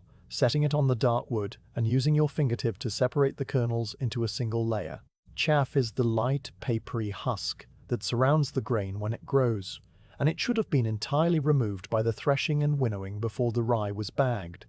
But sometimes a few flakes remain and they will float to the surface when the grain is poured. You scan the small pile on the bench and see only the clean brown kernels, with no pale flakes or bits of straw among them, and you nod to yourself and brush the rye back into the bushel with the edge of your hand. In some cargoes, you have found chaff in enough quantity that it had to be noted in the ledger, a sign that the farmer or the middleman was careless or dishonest. But this cargo is clean and well prepared, and the merchant who owns it will have no cause for complaint when he reads your report. The search for weevils and other insects is the most careful of all the checks, because a weevil infestation can spread through an entire warehouse and ruin many tons of grain in a matter of weeks, and the small dark beetles and their tiny white larvae are not always visible on the surface of the rye. You keep a special small sieve on the shelf for this purpose, a shallow wooden frame with a bottom of fine brass mesh that is just large enough to let grain dust pass through, but small enough to catch any insect that might be hiding among the kernels. You take this sieve down now and hold it over the spill pile on the floor, and you scoop up a generous amount of rye from the sack you are currently working on, pouring it slowly through the mesh. The grain dust drifts down in a fine pale cloud, and the clean kernels remain in the sieve, tumbling against one another as you shake the frame gently from side to side. You peer closely at the surface of the rye in the sieve, looking for any movement that is not the simple shifting of grain, any tiny dark shape that might scuttle, or any white speck that might be a larva. The surface is still, the kernels inert and clean, and there are no weevils, no beetles, no moths, no signs of insect life at all. You pour the sieved rye into the bushel and hang the sieve back on its hook, satisfied that the cargo is sound. The checking is not a separate task that interrupts the flow of the work. It is rather a part of the rhythm itself, a slight variation that recurs at intervals, like a refrain in a song. You check a handful here, a sieve full there, a deep reach into a suspicious sack when the occasion calls for it, and then you return to the pouring and the leveling and the chalking without any break in the calm continuity of the day. The checking takes only a few moments each time, and it does not slow you down in any meaningful way, because you have learned to integrate it into the larger pattern of the work so smoothly that it almost disappears. A stranger watching you might not even notice that you were doing anything other than measuring grain. Only someone who knew the trade would recognize the small moments of inspection for what they are, the quiet vigilance that keeps the warehouse bins free of spoilage and the merchant's accounts free of disputes. As the hours pass and the number of emptied sacks grows, you begin to notice small variations in the rye that are not flaws, but rather differences of origin. Hints that the cargo was assembled from several different farms or perhaps from different regions of the same large estate. The rye from the earlier sacks was a uniform light amber with a clean grassy scent and a slightly nutty undertone, and the kernels were medium-sized and regular in shape. The rye from the later sacks, the ones that came from the bottom of the hold, is a shade darker, the color of strong tea, and the smell is earthier and deeper, with a hint of something almost smoky that reminds you of the heathlands near the eastern coast. The kernels are slightly larger too, and their shape is a little more rounded at the tip, as if they came from a different variety of rye or were grown in a soil that was richer in clay. These differences are interesting to you in a quiet way, a small puzzle that you turn over in your mind as you work. And they will be noted in the ledger, not as flaws but as characteristics, so that the merchant and the baker and the miller will know what they are working with when the grain is finally taken out of storage. The weight of the rye is another quality that varies slightly from sack to sack, and you sense it most clearly when you lift a new sack to pour from it for the first time. The weight of a full sack is something that your body understands directly, a combination of the number of bushels inside and the density of the individual kernels, and you can tell within a pound or two how heavy a sack is simply by the way it feels in your hands. The sacks from the upper part of the hold, the ones that were loaded last and have spent the voyage near the fresh air, feel slightly lighter than the sacks from the bottom, and this is normal because grain that is stored under pressure compacts and becomes denser, while grain that is stored loosely remains slightly more aerated. The difference is not enough to affect the measure, because a bushel is a bushel by volume and not by weight. But it is something that you register and file away, part of the deep knowledge of your trade that you carry with you without ever needing to put it into words. You are now working on the sack that shows an unusual characteristic, a slight pinkish cast to some of the kernels that you noticed when you took your inspection handful, and you pause for a moment to examine it more carefully. You spread a pinch of the grain on the bench and separate the affected kernels from the rest, pushing them aside with the tip of your finger until you have a small cluster of perhaps a dozen grains that are tinged with a faint reddish color. You pick one up and hold it close to your eye, and you see that the color is not on the surface, but seems to be inside the kernel itself, a pale pink stain that might be a sign of a fungal growth called ergot, which is poisonous and must be carefully removed. But when you look more closely, you see that the color is even and uniform, not the dark purple-black of true ergot, but a harmless blush that sometimes appears in rye, grown in certain soils, a natural variation that does not affect the quality or safety of the grain. You let the pinkish kernels fall back into the sack and you make a note on a small scrap of parchment that you keep tucked under the chalk, a brief reminder that will be transferred to the ledger, a small quantity of pink-tinged grain in one sack. Harmless. The note is written with a piece of charcoal that you keep in the clay pot, and the letters are small and neat, a private record that no one else will read. The checking of the rye is not only a matter of professional duty, but also a kind of conversation with the grain itself, a slow and silent dialogue between your senses and the material that passes through your hands. The grain tells you where it came from through its color and its smell and its weight,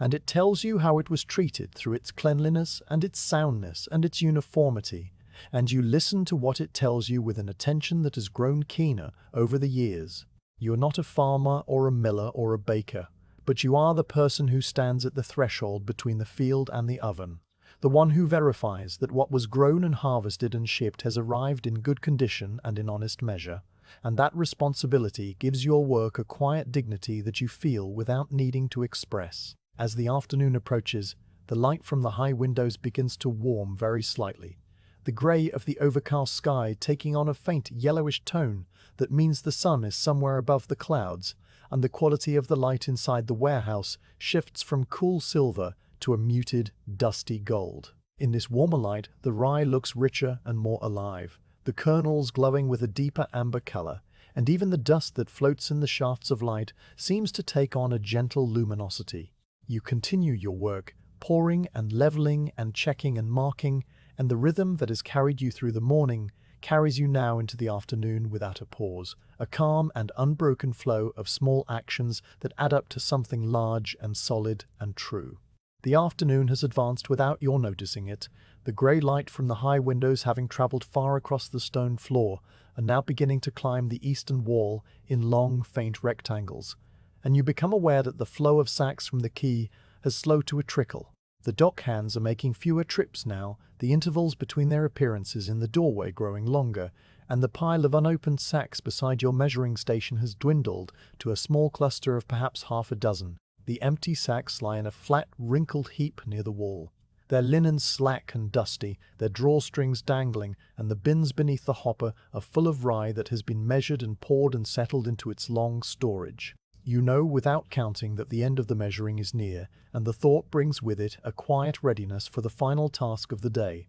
The task that takes place not on the open floor of the warehouse, but in the small private chamber at its far end where the ledger waits on its slanted desk. You finish the last few sacks with the same steady rhythm you have used all day, pouring the rye in slow, smooth streams, drawing the striping stick across the brim, chalking the final marks onto the slate, and emptying the bushel into the hopper for the last time. The final chalk mark is a short vertical line, no different from any of the others, but you pause for a moment after you make it, and look at the slate in your hand. The surface is covered with white marks laid out in their neat groupings of 5, a dense record of the hours that have passed, and though you have not yet added them up, you can see at a glance that the cargo has been a large one, well over 100 bushels. You set the slate down on the bench and stretch your arms slowly, feeling the pleasant ache that has settled into your shoulders and the small of your back, the physical memory of a day spent bending and lifting and reaching.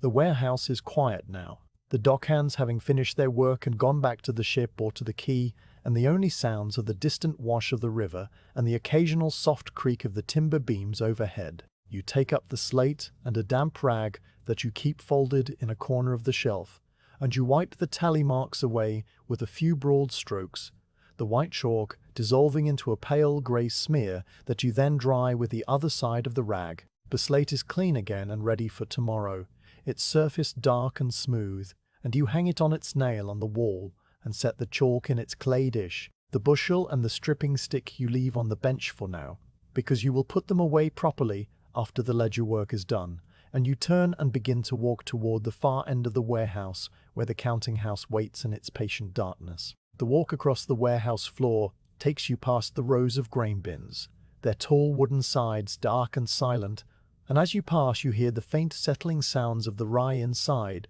the tiny shifts and rustles of millions of kernels finding their final positions. The air is cooler here at the back of the building, farther from the doorway and the river, and the light is dimmer, the high windows fewer and smaller. The stone flags are more uneven underfoot, the wear of centuries less pronounced because fewer feet have walked this far, and your shoes make a slightly different sound on the rougher surface, a faint scraping that echoes very softly in the narrow space between the bins. You walk past the last bin and come to the corner of the warehouse where the counting house stands, a small room built into the angle of 2 thick brick walls, its own walls made of vertical planks of dark oak that have been fitted together as tightly as the staves of a barrel. The door to the counting house is a low, narrow opening with a wooden door that swings inward on iron hinges, and you push it open with the flat of your hand and step inside. The air in this small room is different from the air in the main warehouse, stiller and warmer, and smelling of old parchment and iron gall ink, and the faint, clean scent of the beeswax that has been rubbed into the desks to keep it smooth. The room is barely large enough to hold one person comfortably, with space for the desk and the stool and a few shelves and nothing else, and the walls are lined with small wooden cubbies and racks that hold the ledgers and the rolled documents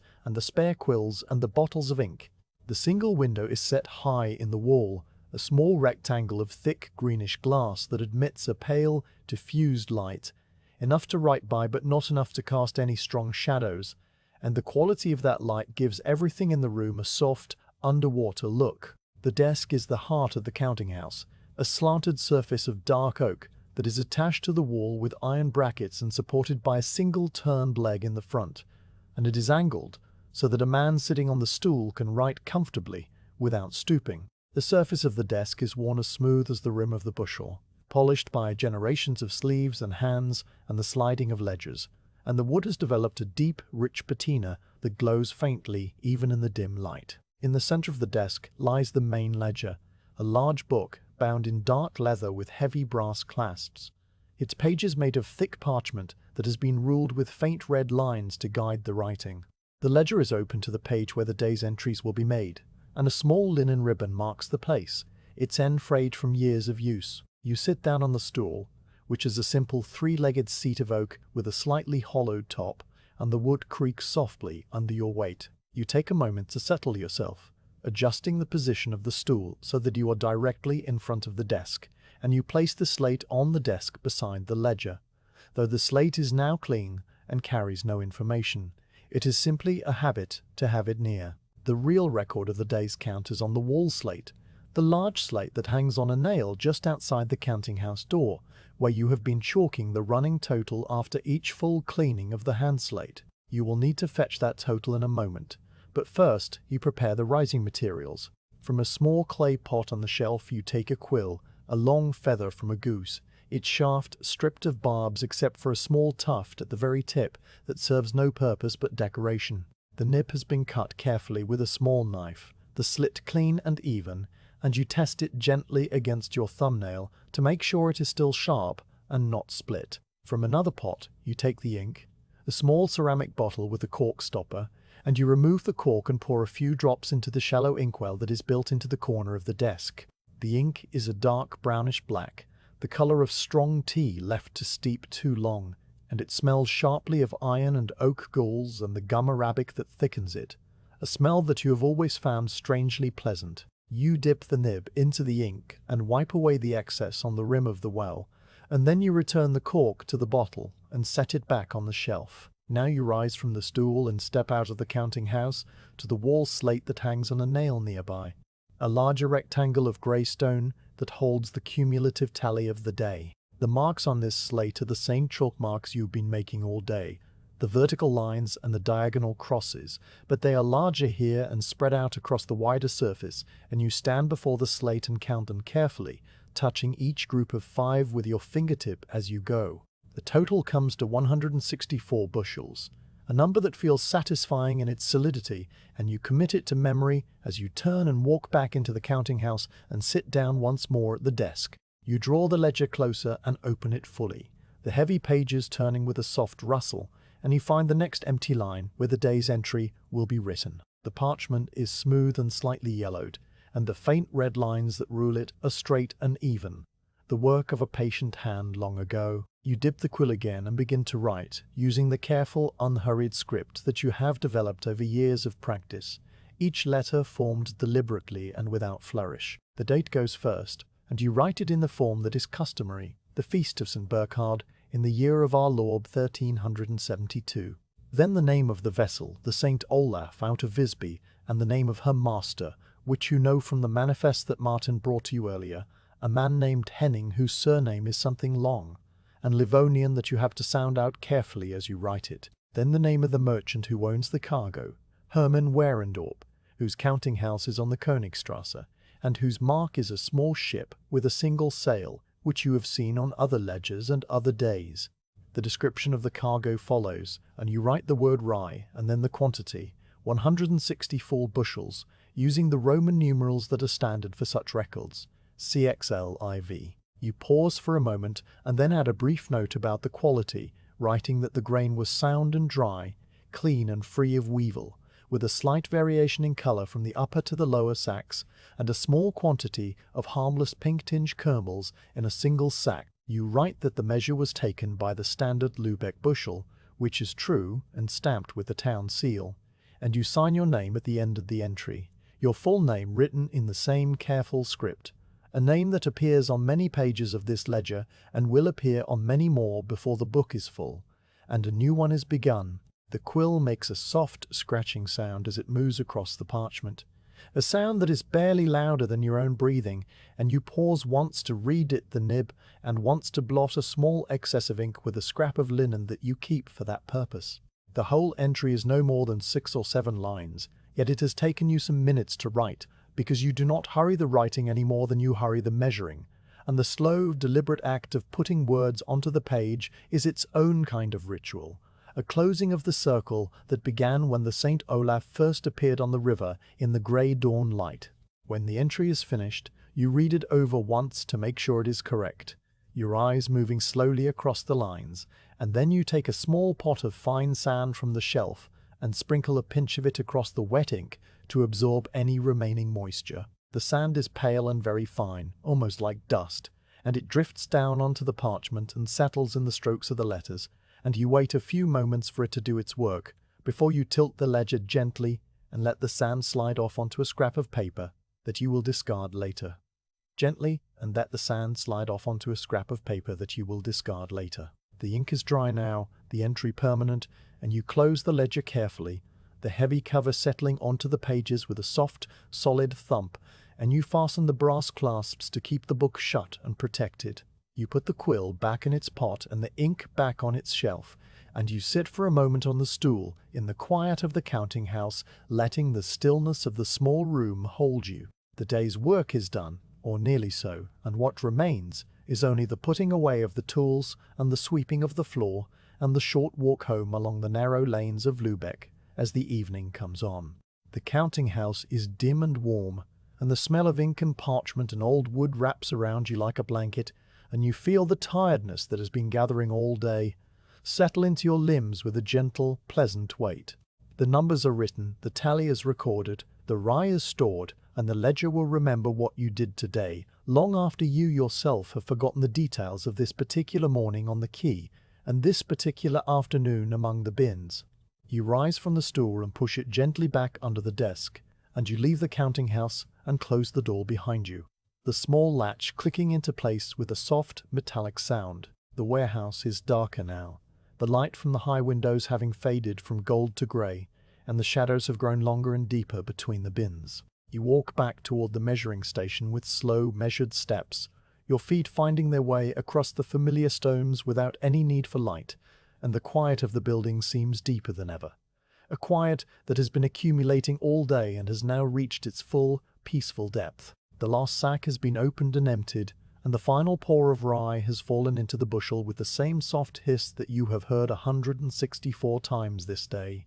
each kernel sliding against its neighbour in a whisper that is now as familiar as your own breathing. You draw the stripping stick across the brim for the last time, the excess grain tumbling backward onto the pile of spillage that has grown into a low, wide mound beside your station, and you chalk the final vertical line onto the hand slate with a slow, deliberate stroke. Then you stand still for a moment, the slate in one hand and the chalk in the other, and you let the quiet of the warehouse settle around you like a soft, heavy cloth. The measuring is over, the tally is complete, and the long rhythm that has carried you from the grey dawn to this moment has come to its natural end. You set the slate down on the bench and pick up the larger wall slate that hangs on its nail near the counting house door, and you carry it back to the measuring station to record the final total. The chalk in your hand makes a clean, sharp sound as you write the number across the dark stone. CXLIV bushels, the same number you wrote in the ledger, the number that now belongs to the history of this warehouse and this day.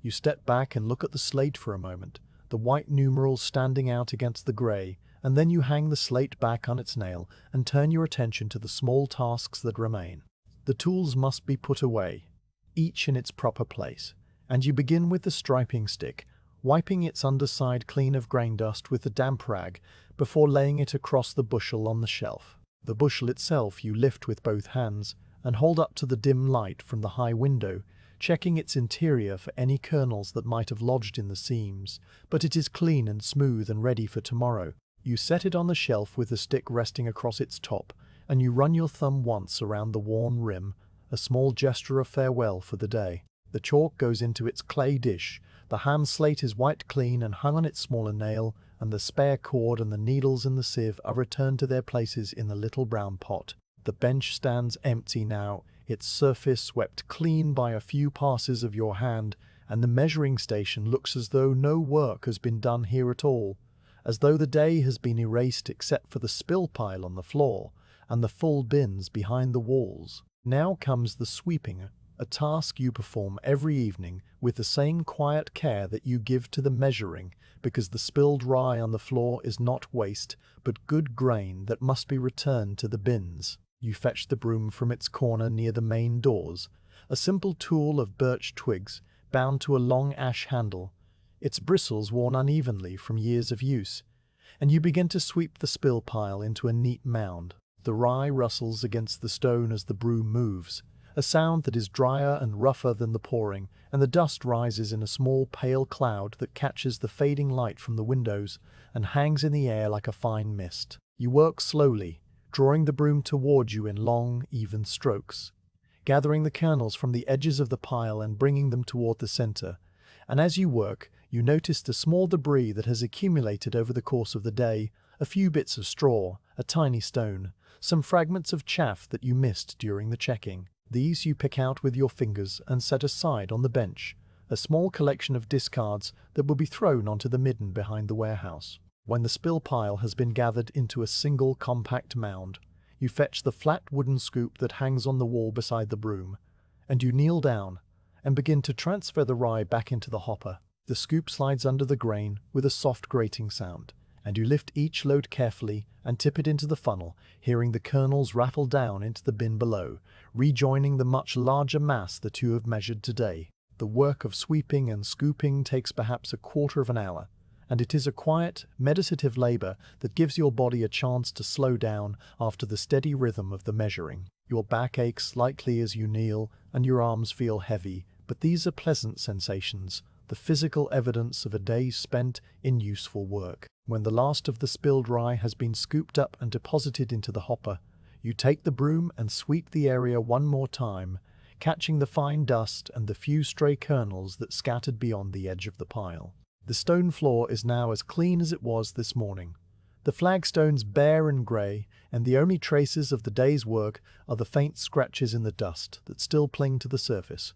marks that will be erased by the first steps of the dockhands tomorrow. You return the broom and the scoop to their hooks on the wall, and you take the small collection of debris from the bench and carry it to the doorway, where you scatter it on the ground outside, the bits of straw and stone disappearing into the damp evening air. Now you stand in the doorway of the warehouse and look out at the quay and the river and the sky, and you see that the day has faded into a soft grey evening while you were working inside. The light is still bright enough to see clearly, but the quality of it has changed from the flat silver of the morning to a deeper blue-grey that speaks of the approaching dusk. The clouds overhead have thinned in places, revealing pale streaks of lemon yellow near the western horizon, and the river reflects this light in long rippling bands of grey and silver and faint gold. The air is cool and still, with the clean smell of salt water and wet stone that you remember from the morning, but now there is also a hint of wood smoke from the chimneys of the town, the first fires of the evening being lit in the houses along the narrow streets. The St. Olaf still lies at the wharf, her high sides dark against the pale water, but she is riding much higher now than she was when she arrived, her waterline visible as a band of greenish stain above the river. Her hold is empty, the hatch covers stacked neatly on the deck, and the crew have finished their work for the day. You can see them gathered on the foredeck, sitting on coils of rope or leaning against the rail, their voices carrying across the water in low, easy murmurs. One of them is smoking a pipe, the small orange glow of the bowl flaring and fading with each breath, and the smell of the tobacco drifts across the quay, a sweet, aromatic scent that mingles with the salt and the smoke. The master of the cog, the man named Henning, is standing at the stern castle with a cup in his hand, his bearded face turned toward the town as if he is contemplating the evening and the prospect of a night ashore. The dockhands are no longer working either, their labour having ended when the last sack was carried into the warehouse. They have gathered on the quay near the bollards, sitting with their backs against the iron posts or perched on the low stone wall that edges the river, and they are sharing a loaf of dark bread and a round of cheese, passing the food from hand to hand with the easy familiarity of men who work together every day. Martin is among them, his broad shoulders relaxed, and you can hear his low laugh as one of the younger men says something that does not carry to where you stand. The dockhands look tired and content, their faces flushed from the labor, their tunics dark with sweat and grain dust, and they eat slowly, without hurry, savoring the simple food and the rest that follows the work. You step out of the doorway and walk a few paces onto the quay. The stone's still damp under your feet, and you stand for a moment with your hands in the pockets of your tunic, feeling the cool air on your face. The grain dust that has settled on your clothing during the day has turned the dark wool of your tunic a shade paler, a fine greyish film that covers your sleeves and your chest and the front of your legs, and you brush at it with your hands, the dust rising in small puffs that drift away on the evening breeze.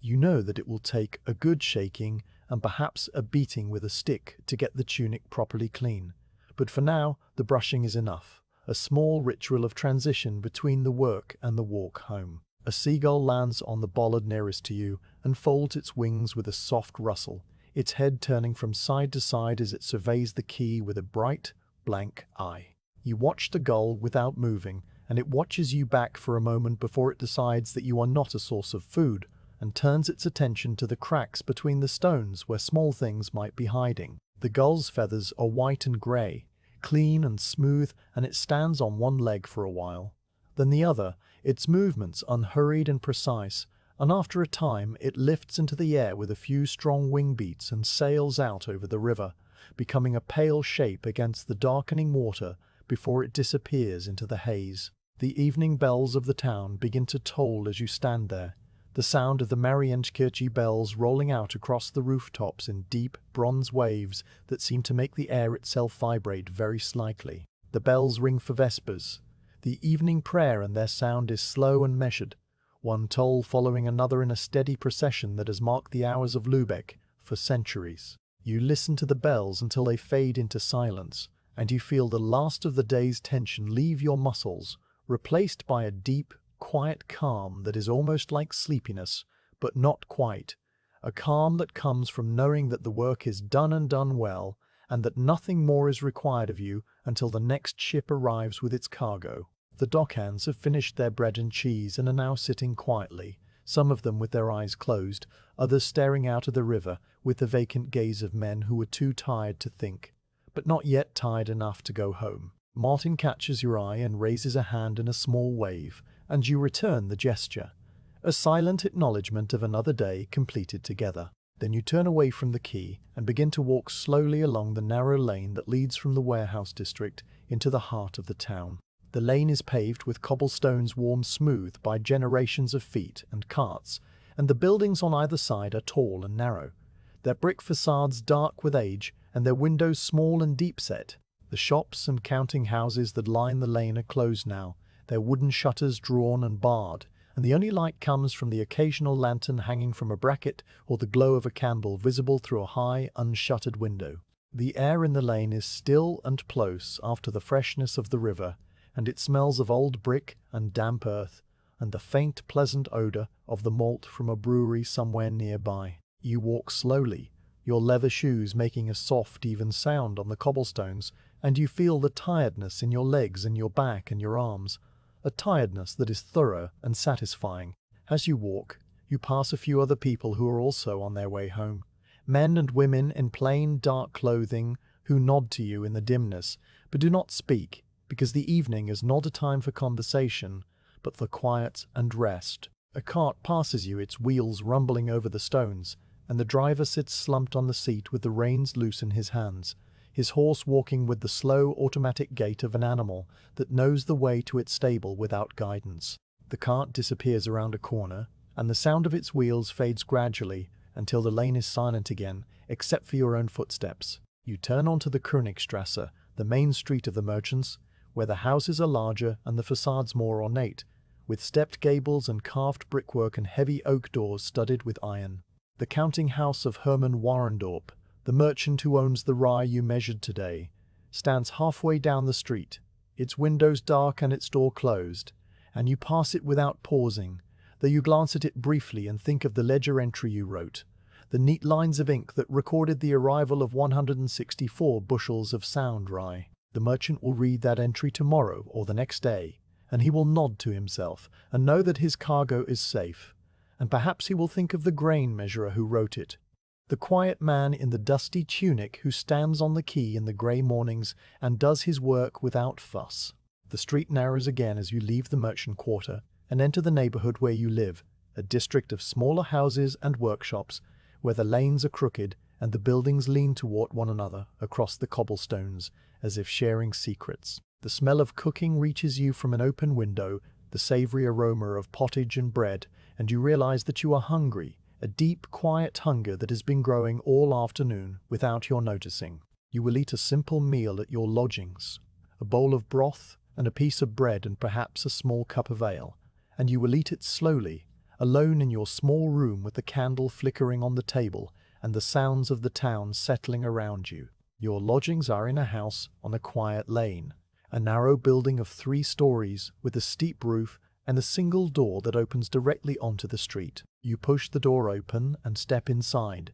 the interior dark and cool and smelling of old plaster and wood smoke, and you climb the creaking stairs to your room on the 2nd floor. The room is small and plain, with a bed against one wall, a wooden chest for your belongings, a table and a stool, and a narrow window that looks out onto the lane below. You close the door behind you and stand for a moment in the center of the room, letting the silence of the house enfold you, and then you take off your dusty tunic and hang it on a peg on the wall, where it will wait until morning. You wash your hands and face in the basin of water that you keep on the chest, the water cool and clean against your skin, and you dry yourself with a rough linen cloth that smells faintly of the lye soap you use. The water in the basin has turned a pale grey from the grain dust, and you pour it out the window into the lane below, where it splashes on the cobblestones and runs away into the gutter. Then you sit down on the stool and eat your meal, the bread dense and dark, the broth warm and salty, and you chew slowly, staring at the flame of the candle as it wavers and dances in the faint draught from the window. When you have finished eating, you blow out the candle and lie down on the bed, the straw mattress rustling softly under your weight, and you pull the wool blanket up to your chin. The room is dark now, the only light coming from the faint glow of the sky outside the window, and the sounds of the town are muted and distant. The bark of a dog somewhere far away, the murmur of a conversation in the house next door, the quiet tolling of a single bell marking the hour. You close your eyes and feel the tiredness spread through your body, a deep, slow current that carries you towards sleep, and you think of the rye resting in its bins in the dark warehouse, the millions of kernels still and silent, waiting for the day when they will be taken out and ground into flour and baked into bread. The thought is a peaceful one, an image of continuity and patience, and it follows you down into the depths of sleep, where there is no measuring and no ledger and no key, only the quiet, breathing dark that holds the town and the river and the sea in its gentle, endless embrace.